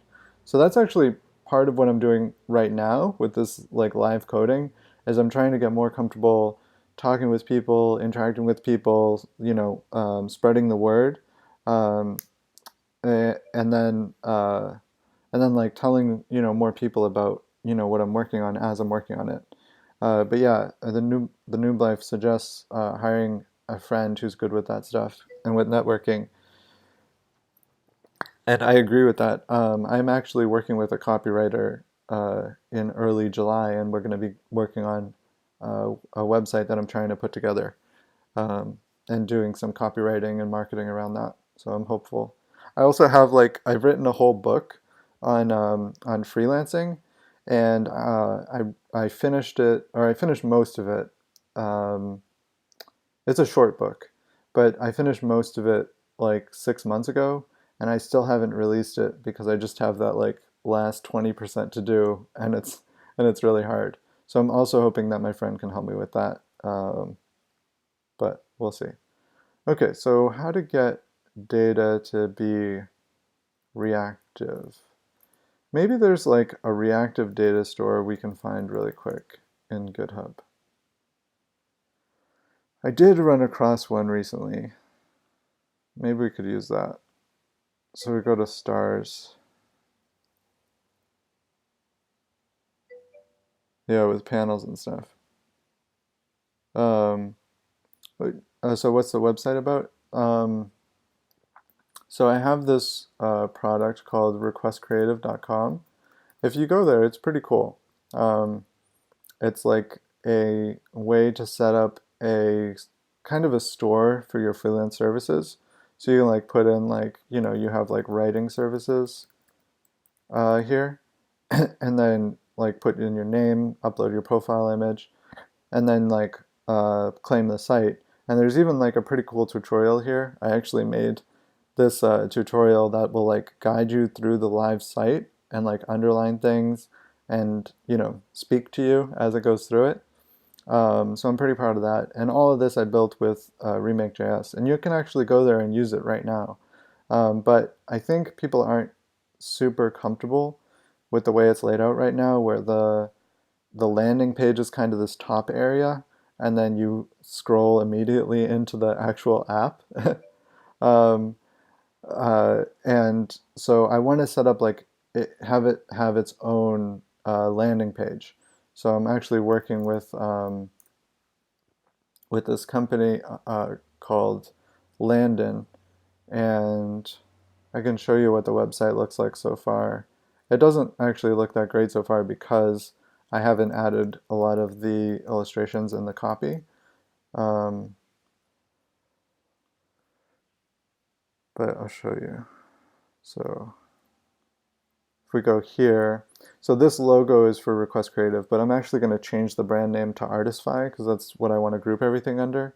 And then we have the product and the freelance tools, and all of these illustrations and these like all of the copy on the page right now is just filler, so it's really not built out.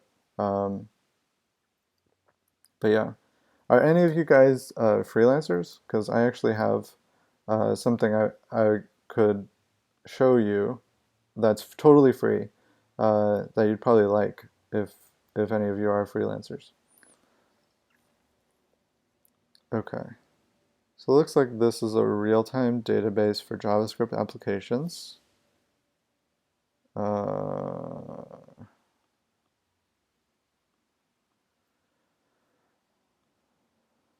Install.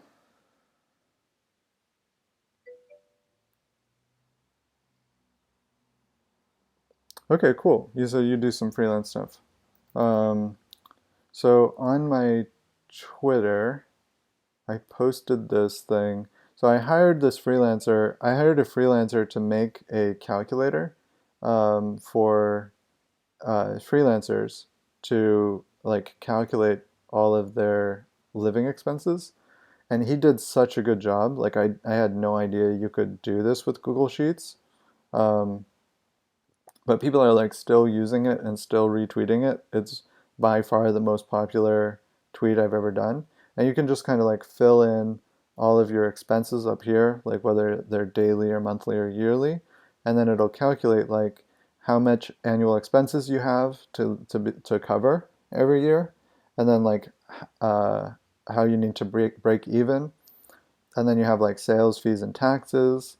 So it'll add those in, and then it'll actually like do a simple calculator for your taxes even, and then it'll show you your break even. So this is like how much you have to make just in order to cover sales tax, taxes, and all your living expenses based on the information you entered.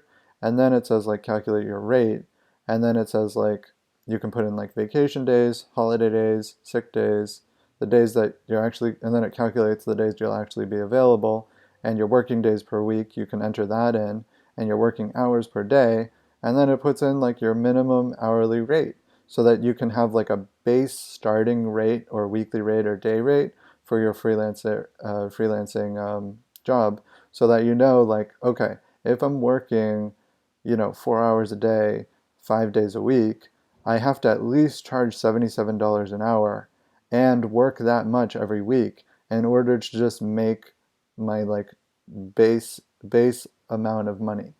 um, so I can share this with you guys in the chat. My Twitter is the same as my Twitch, so it's Panfora.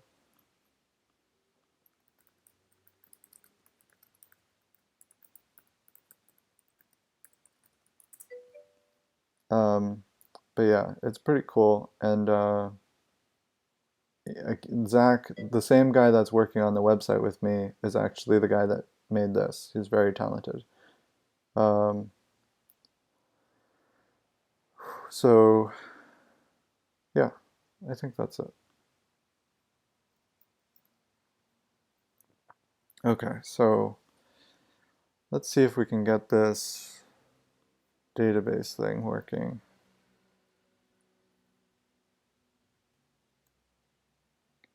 Adapter.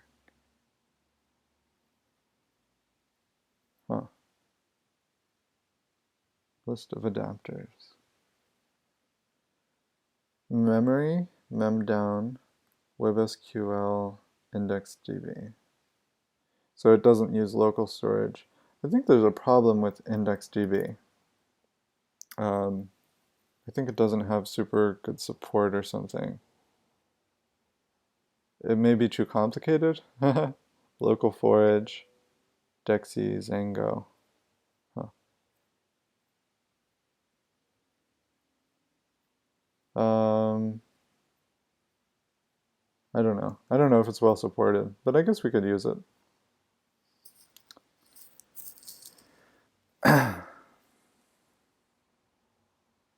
So it looks uh,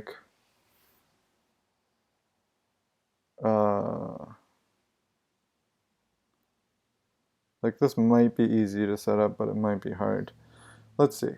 Maybe there's a different real-time database that we can use in the browser.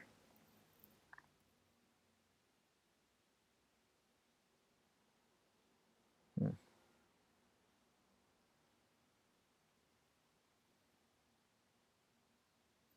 Um, Front end database.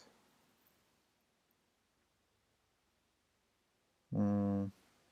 Offline database.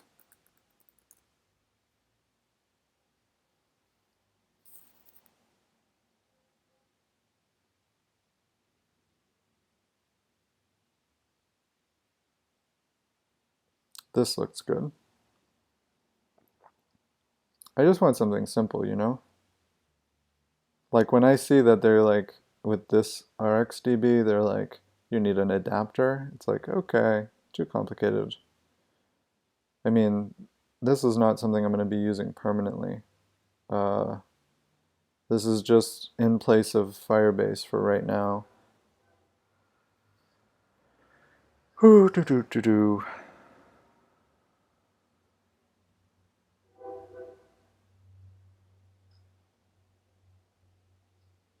So I guess we can just use this. Let's try it. So let's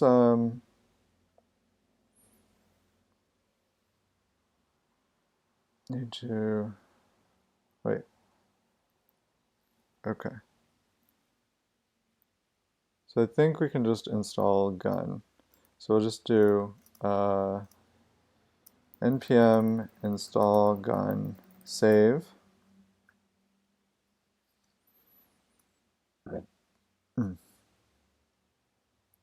I think this is the right one. Let's see. Let's go into their package JSON. Make sure. Gun. Yeah, it's just called gun. Okay. So it's a pretty big thing. I mean, like it's doing all this like weird stuff here. But whatever. Okay, so let's go here and let's go into the quick start. Get on. Okay, so this is what we're going to be looking for. Um,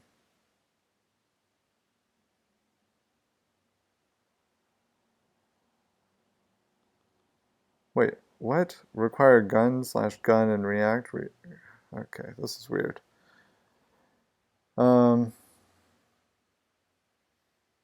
Okay, let's look at some examples. What is this? I don't want this. Okay. Write a quick demo. Get put.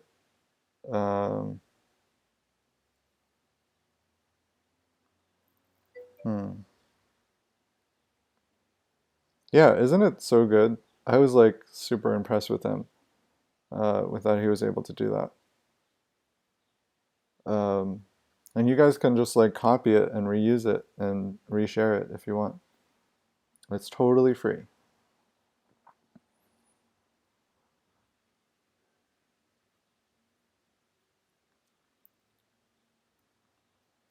Okay. To do.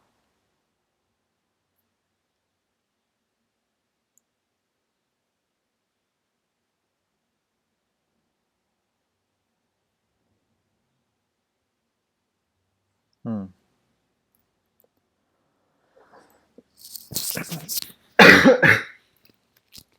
Sorry about that. Okay, so I'm not sure this is gonna work, but uh, I guess let's try it.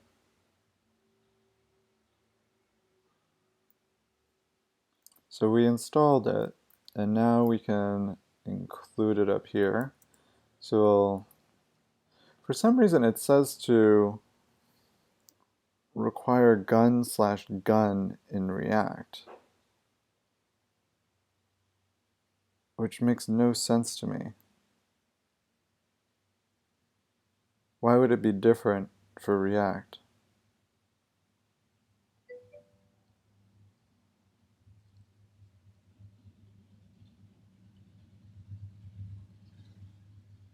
What's the so you're thinking of a name for your website idea? What's your website about? Is it the YouTube one? Okay, so I guess we'll just do this because it said to do this for React. So we'll say import from. I'm curious, yeah, what is that idea about? What are you like? Who are you doing it for? Is it just for yourself? Is it going to be featuring certain? You said it's like up and coming YouTube channels. Is it like in a particular genre? Like is it like gamers or artists or anything like that? Or is it just like anyone in general? So we're going to import that. And then we'll do let gun equal gun. Okay, and then we're gonna comment out our little database, and let's search for db dot wherever we're using it,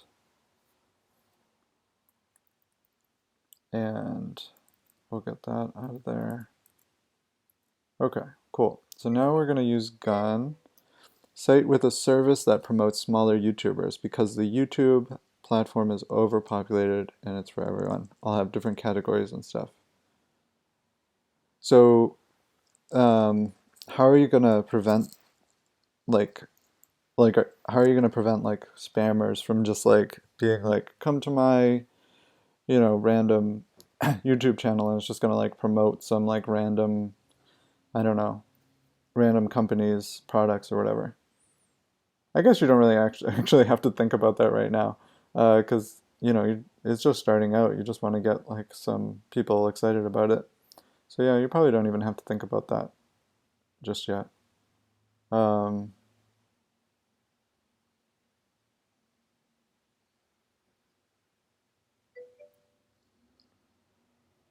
yeah, that makes sense.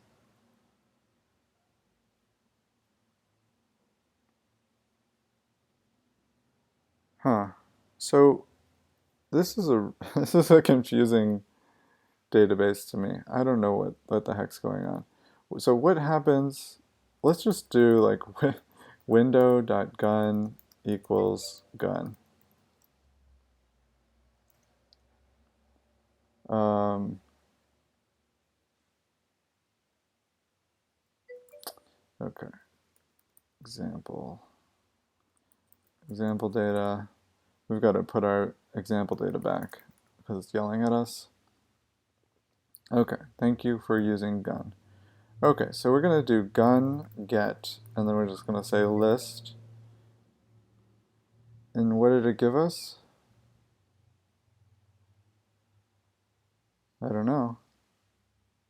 He's dealing with marketing, front end design, and stuff. That's awesome. That's cool to have like a team like that. Um, Well, so the important thing for me is like, is the domain name going to be available? Because most likely you want like a .com or something. Um, were you here when I went over expireddomains.net when I showed you that? When I showed people that? Uh, okay, so we've got gun.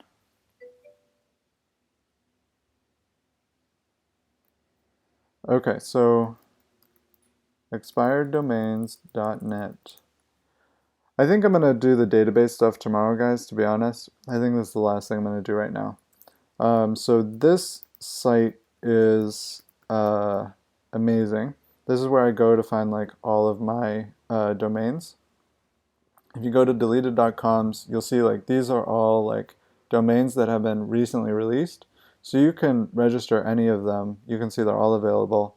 So if you're a domain registrar, um, charges $10 a year, then these are all $10 a year. If it charges $8 a year, these are all $8 a year. So what I do is I go in here to this filter, I say only characters. I do from like 6 to like 8, or you could even do like 12. And then you say it's like a dictionary word domain. So this is nice because it's just going to be pronounceable. And then you can go into additional, and you want to say name and selected TLD is available, so .com.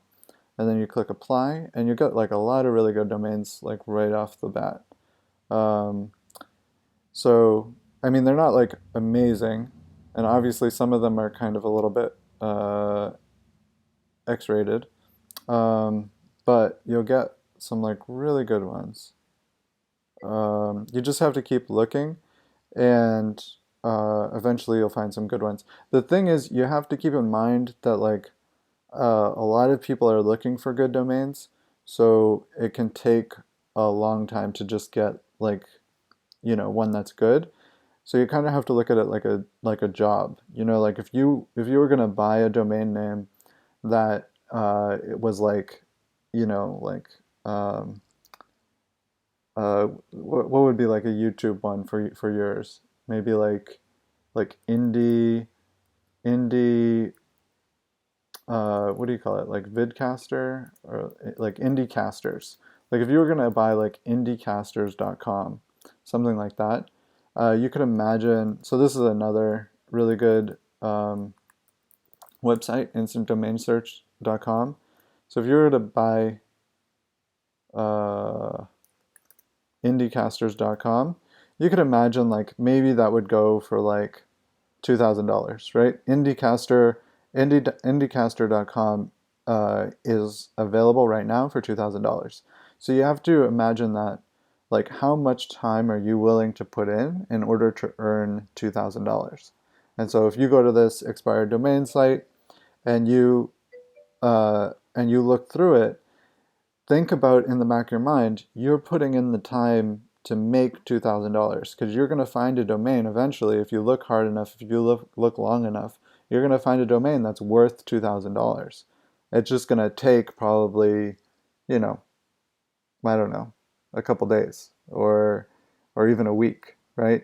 So you just have to think about it in terms of that. Um, but yeah, one of the cool things about instant domain search is that they also give you like alternates. So like you can see this generator that they have, and these are all available. So like you could get like indiecastersnet.com. I mean, that's not that great, but like, I don't know, indie, and we'll type in like video. Let's see, indie video online, the indievideo.com. That's like not bad. You could make a brand around that. It's not amazing and it's not super brandable, but you said like NewTube. Let's see what comes up for that. Uh, new to beer, new to beer. That's okay. But you could also in expireddomainsearch.com, you can put in like ends with tube, and then we've got like Axe tube, UC tube, wishes tube, uh, cape tube. I mean, none of these are amazing, but they're probably better than something you would find on the open market. The thing I would worry about is including the word tube in the domain, because YouTube, if you got popular enough, they might sue you because tube is like part of their name and you're also doing videos. So there's some overlap, so they might, have a problem with that. Um, so yeah, I would be careful about that. You definitely don't want like YouTube to be on the name because they will ask you to take down your website almost immediately. Um, but with just tube, you might be able to get away with it. Let's search for like video tube. I wonder if there's like another site that's similar to YouTube that comes up, or if they've like told them all to go down. So CatchTube looks like that's a video container. DevTube, and it looks like the tube domain name is available. So you could even, let's search for like new.tube. It looks like this instant domain search doesn't support the tube domain name, so you might have to like go to godaddy.com or like tube TLD. So TLD stands for top level domain. Um, so you could go here and say like, I don't know, like indie, uh, indie.tube. I don't know. This website's kind of confusing. But you get the point, right? But yeah, I think I'm gonna shut down the. Oh yeah, and it looks like the tube TLD is $40 a year. So that's the minimum price. That's the minimum price you're gonna get for a tube domain name. It's $40 a year. So it's a little bit expensive. It's more expensive than like a .com or a .org or something like that. Okay. Cool. Well, I'm gonna go, you guys. My brain is kind of melting a little bit. I don't know if you can tell. I've gotten like significantly slower than I was earlier on. But I really appreciate you guys coming and watching. I'm not sure if I'm going to stream this weekend. Um, However, awesome. I'm really glad you appreciated it, Ice Cream Codes. I will keep streaming. So I'm gonna be on next week, Thursday and Friday, definitely. I'm not sure if I'll be on tomorrow or Sunday. I think probably not. So um, next Thursday and Friday, though, the 20th and the 21st, I'll definitely be on. The problem is, so this week I was able to stream all week because I was on vacation. Yeah. And I have a day job. I work Monday through Wednesday, usually, remotely. So I could stream after that, but I think I'll be a little bit tired, and that might be the way to burnout. So, but I will stream on my days off, which are Thursday and Friday. And I want to find a way to make this more part of my schedule. So I might end up streaming like every day soon, but for now it's just going to be Thursday and Friday. You're traveling to Boston on the 20th? That's awesome. Um, I am in Boston. So that's cool. I live like a 20-minute train ride from Boston, or 15-minute even. Let me know if you need any advice for things to do around here, and I'll tell you some places to check out. Where are you going in Boston? Just curious.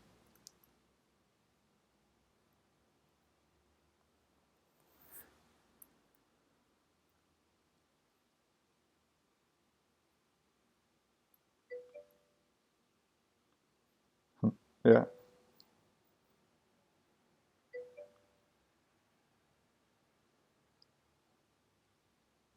Okay, cool. Awesome. Okay, I'll see you guys later. Thank you for stopping by. I really appreciate it. I think we got a lot of cool stuff done. I work for a company remote. I'm like halfway between a freelancer. Um, oh, nice. Your sister just got a new place there. Yeah, I'm a freelancer, kind of. I'm like halfway between a freelancer and like working part-time. It's like a weird situation, but yeah, I pretty much work for just one company. Okay, cool. I will see you guys later. I will be on probably next Thursday is probably the next time, but I might be on before that. Who knows? Okay, talk to you guys later. Thanks for stopping by.